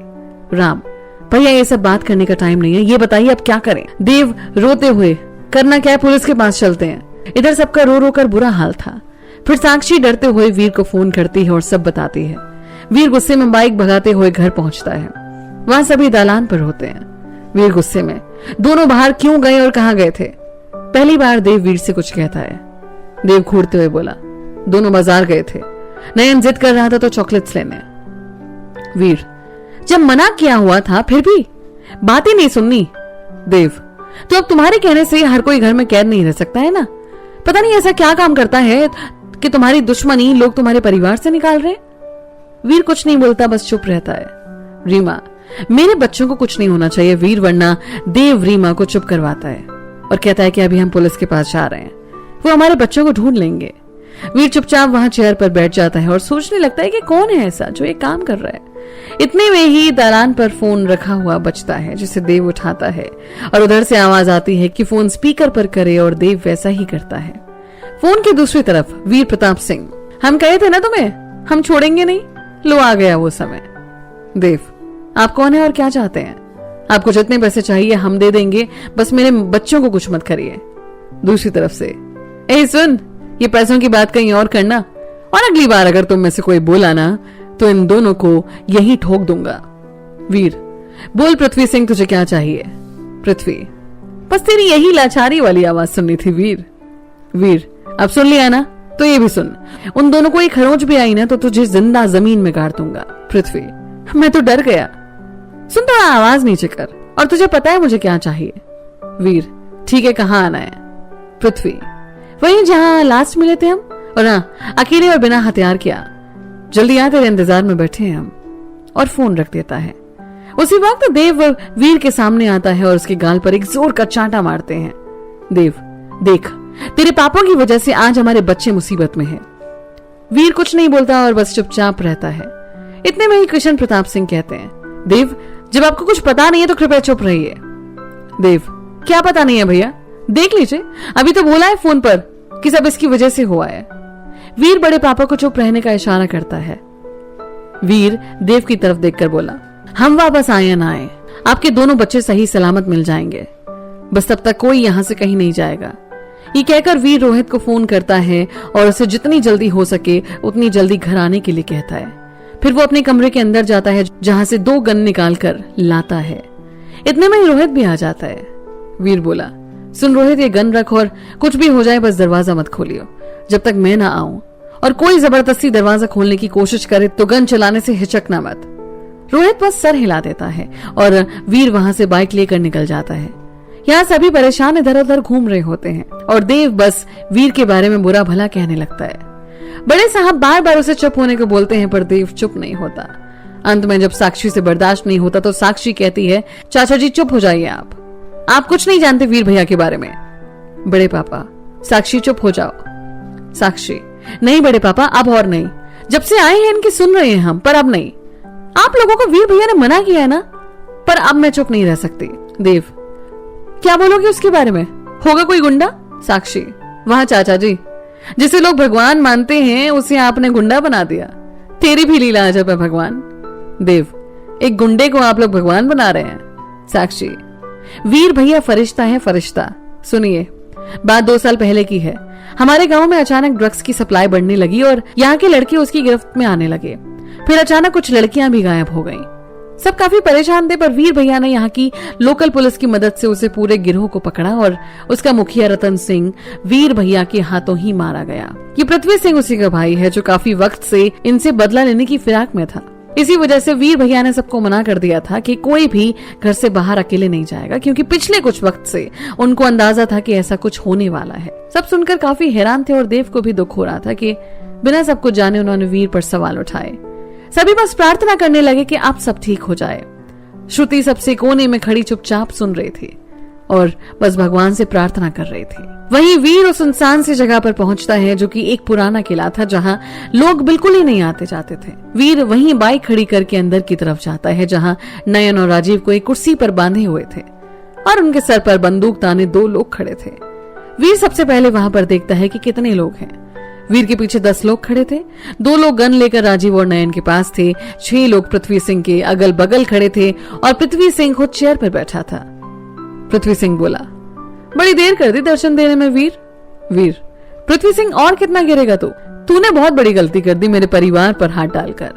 पृथ्वी, 2 साल से इस पल का इंतजार ही तो कर रहा था कि कब तेरे से अपने भाई की मौत का बदला लूं। वीर, देख अभी भी कुछ नहीं बिगड़ा, इनको जाने दे तो मैं तुझे माफ कर दूंगा। पृथ्वी जोर से हंसते हुए बोला और उसके साथ उसके आदमी भी हंसने लगते हैं। मौत के मुंह में तू खड़ा है और माफ तू मुझे करेगा, दाद देनी पड़ेगी तेरी तो। और फिर अपने आदमियों से पृथ्वी कहता है कि इसे मारो और जरा भी चालाकी दिखाए तो उन दोनों का भेजा उड़ा देना। वीर पृथ्वी से कहता है, पृथ्वी सिंह, इन दोनों को यहाँ से भेज दे, इतनी इंसानियत दिखा, अब तो वैसे भी मैं तेरे सामने निहत्था खड़ा हूं।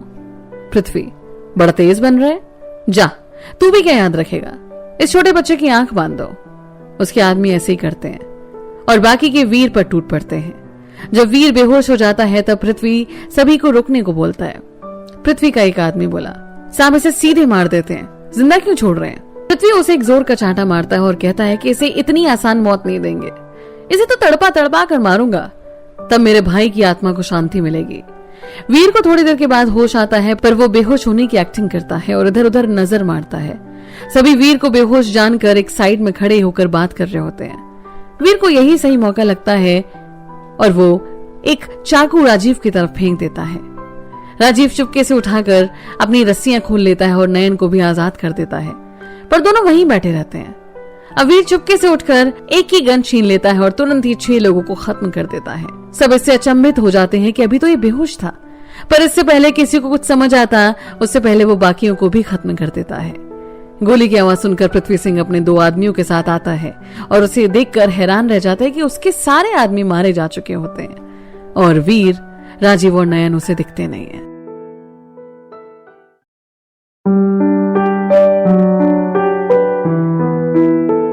बदला, अगले चैप्टर का टाइटल। गोली की आवाज सुनकर पृथ्वी सिंह अपने 2 आदमियों के साथ जब वहां आता है तो हैरान हो जाता है ये देखकर कि उनके सारे आदमी मारे जा चुके हैं और वीर, राजीव और नयन उसे दिखते नहीं हैं। फिर वो अंदर की तरफ आता है, इतने में ही वीर उन पर कूद जाता है और पृथ्वी के दोनों आदमियों को खत्म कर देता है। पर इसी बीच वो वीर की तरफ ताबड़तोड़ गोलियां चला देता है। वीर बच तो जाता है पर एक गोली उसके कंधे के पास से छू कर निकल जाती है। वीर तेजी से पृथ्वी की तरफ झपट्टा मारता है और उससे गन छीन लेता है। पृथ्वी सिंह अपनी जान बचाने के लिए भागता है। पृथ्वी, वीर माफ कर दे, दोबारा ऐसी गलती नहीं होगी, जाने दे। वीर, नहीं पृथ्वी सिंह, एक मौका दिया था तुझे पर तू नहीं माना, अब तुझे जिंदा नहीं छोड़ सकता। और वीर उसे तब तक मारता है जब तक वो बेहोश नहीं हो जाता। फिर उसी की गन से बाकी गोलियां उसके सीने में उतार देता है। राजीव जब वीर की तरफ देखता है तो उसके कंधे से खून निकल रहा होता है। वो तुरंत ही अपनी शर्ट उसके कंधे पर बांध देता है। वीर, राजीव और नयन को अपने साथ बाइक पर बिठाकर वो घर की तरफ निकलता है। रास्ते में वीर बोला, राजीव मेरी जेब से फोन निकालकर डॉक्टर बत्रा को फोन करो और उन्हें घर आने को कहो जल्दी। और राजीव फोन निकालकर डॉक्टर को फोन कर घर आने को कह देता है। तीनों घर पहुंचते हैं और सभी वीर की हालत देखकर हैरान हो जाते हैं। पर वीर सबसे पहले डॉक्टर को कहता है कि राजीव और नयन को चेक करें और खुद फोन निकालकर किसी को फोन करता है। वीर, एसपी साहब, वीर प्रताप सिंह बोल रहा हूँ। एसपी जी कहिए। आपको रतन सिंह याद है? उसका भाई पृथ्वी सिंह जिसकी आप लोगों को तलाश थी, उसकी बॉडी पुरानी हवेली में पड़ी है। क्या, कैसे, अब और कब हुआ? वीर उनको सारी बातें बता देता है और कहता है कि इसे गैंग वॉर बना दीजिएगा, कोई केस भी नहीं होगा और आपका मुजरिम भी खत्म हो गया। एसपी, ठीक है, हम सब कार्रवाई खत्म करके आपसे मिलने आते हैं। वीर, ठीक है, बोलकर फोन काट देता है। तब तक उसका दर्द भी असहनीय हो चुका होता है और डॉक्टर भी फ्री हो जाते हैं। वीर खून से लथपथ वहीं लेट जाता है। डॉक्टर जब वीर की टी शर्ट उतारते हैं तो बाकी सब उसके जख्म देखकर हैरान हो जाते हैं और सबकी आंखों में आंसू आ जाते हैं। डॉक्टर सबसे पहले उसके जख्मों को साफ करते हैं और पट्टी करते हैं। संयोग से गोली सिर्फ छू कर निकली होती है तो ज्यादा परेशानी की कोई बात नहीं थी। वो टाँके कर देता है और उस जगह पर पट्टी करके ये कह देता है कि जब वीर होश में आ जाए तो पहले इसका एक्सरे करवा लें कि कहीं कोई हड्डी तो नहीं टूटे। वीर के आसपास सभी लोग खड़े होते हैं। फिर साक्षी सभी से कहती है कि वो लोग थोड़ी देर आराम कर लें। वीर भी तब तक सो ही रहा होता है। सभी वहां से चले जाते हैं। सिर्फ साक्षी, श्रुति और राजीव वहां पर बैठे होते हैं। राजीव आंखों में आंसू लेकर बस वीर को देखता रहता है। साक्षी, भैया, वीर भैया ठीक तो हैं?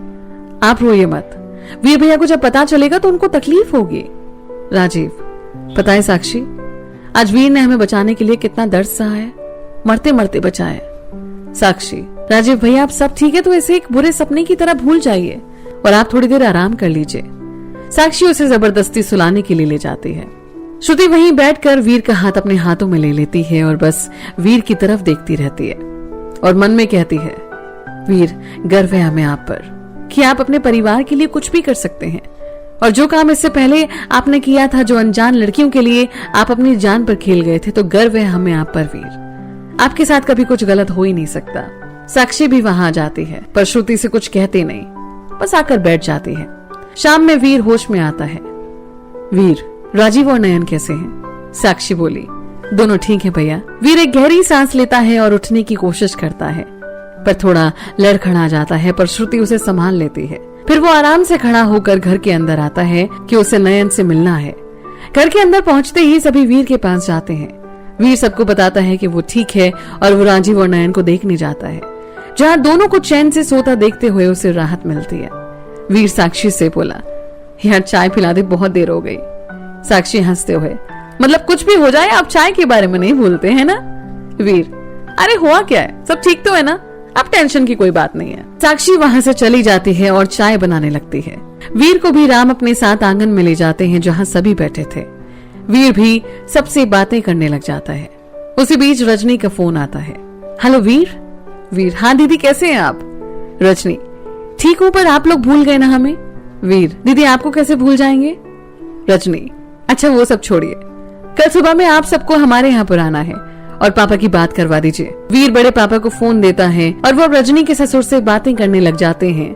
फिर फोन वीर को दे देते हैं। रजनी, तो अब तो पापा ने भी कह दिया, आप सभी कल आ रहे हैं ना? वीर, दीदी सब आ जाएंगे पर हमें थोड़ा काम है तो हम नहीं आ पाएंगे। रजनी, वीर आप सबसे पहले आएंगे और याद रखना आप नहीं आए ना तो हम आपसे बात नहीं करेंगे कभी भी।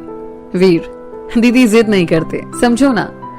दरअसल वीर नहीं बताना चाहता था कि रजनी उसे उस हाल में देखे। रजनी, हमें सुननी ही नहीं है वीर, हमने कह दिया तो कह दिया, हम फोन रखते हैं और आपका कल इंतजार करेंगे। उधर रजनी फिर रोहित को भी फोन करती है और उसे भी कल सबके साथ आने को कहती है। यहाँ साक्षी सभी के लिए चाय लेकर आती है और चाय पीते हुए वीर सबसे कहता है कि आज के बारे में कोई भी रजनी से कुछ ना कहे, वो खुद उनसे बात कर लेगा। सभी चाय पी रहे होते हैं कि दालान पर एसपी साहब आ जाते हैं। वीर दालान की तरफ चला जाता है। एसपी, वीर कैसे हैं आप? ज्यादा लग गई क्या? वीर, नहीं बस पट्टी ज्यादा बांधी है तो चोट तो कम ही है। एसपी, वीर जी बहुत बहुत धन्यवाद आपका, इसकी हमें काफी वक्त से तलाश थी, काफी मुकदमे भी चल रहे थे इस पर। वीर, चलिए कोई बात नहीं, इसी बहाने एक अपराधी और कम हो गया। एसपी बोले, हाँ आपकी बात सही है। अच्छा अब हमें इजाजत दीजिए, बहुत सारे काम निपटाने हैं। वीर, आप चाय पी लीजिए फिर जाइएगा। एसपी, नहीं आज नहीं, फिर किसी दिन आएंगे, आज तो बस आपका हालचाल जानने आ गए थे, आप चलते हैं। एसपी साहब वहां से उठकर चले जाते हैं। बाकी सब भी वहीं बैठकर बातें करने लग जाते हैं। वहीं राजीव भी आता है और वीर से उसकी चोट के बारे में बात करता है। उसे जानकर खुशी होती है कि वीर ठीक है। कुछ देर बाद सभी खाना खाते हैं और सोने के लिए चले जाते हैं। वीर भी अपने कमरे में चला जाता है जहां साक्षी उसे दवाइयां देने जाती है। वहीं देव भी आ जाते हैं और साक्षी से कहते हैं कि थोड़ी देर के लिए बाहर जाए। साक्षी वहीं गेट के बाहर खड़ी हो जाती है। देव, अब आप कैसे हैं? वीर, ठीक हूं। देव कहते हैं, आज के लिए बहुत बहुत धन्यवाद आपका, हम आपकी पूरी जिंदगी पर आभारी रहेंगे और कभी आपके किसी काम आ सके तो जरूर बताइएगा। और दिन के लिए भी सॉरी कि हम ज्यादा रिएक्ट कर गए। वीर, कोई बात नहीं, वो हमारा फर्ज था और सॉरी की कोई जरूरत नहीं, आपकी कोई गलती नहीं थी। आपकी जगह अगर हम रहते तो हम ही यही करते। देव, एक बात और बता दें, हम आपके लिए हमारे ना तो दिल में और ना ही जिंदगी में कोई जगह है। हिम्मत सोचेगा कि ये सब करके आप हमें पापा बोलने का आपको हक मिल जाएगा। वीर जो कि खुद इन सब बातों से बहुत ज्यादा परेशान था बोला, क्षमा कीजिए, हमें ऐसी कोई उम्मीद नहीं है। देव उसके बाद वहां से निकल जाते हैं और वीर की आंखों में आंसू आ जाते हैं। साक्षी वापस रूम में आती है और वीर को देखकर बोलती है, वीर भैया रो क्यों रहे हो आप? क्या बोला चाचा ने? वीर आंसू पोंछते हुए, कुछ नहीं, ये सब छोड़ना, दवाइयां देने आए थे, बस मैं भी दवाई खाकर सो जाऊं। साक्षी भी ज्यादा कुछ नहीं पूछती और दवाइयां वीर को देकर उसे आराम करने को कहकर चली जाती है। वीर जब सोने के लिए जाता है तो उसे देव की बातें बार बार याद आती हैं। वीर मन में सोचते हुए कि उसे इतना दुख क्यों हो रहा है। जब 20 साल तक उन्होंने हमारे बारे में कुछ नहीं पूछा कि हम ठीक भी आया नहीं, तो अब हमें उनकी बेरुखी से इतनी तकलीफ क्यों हो रही है? यही सब बातें उसके दिमाग में चल रही हैं, जाने उसकी नींद तोड़ गई हो जैसे। फिर वो फोन निकालता है और श्रुति को फोन लगा देता है।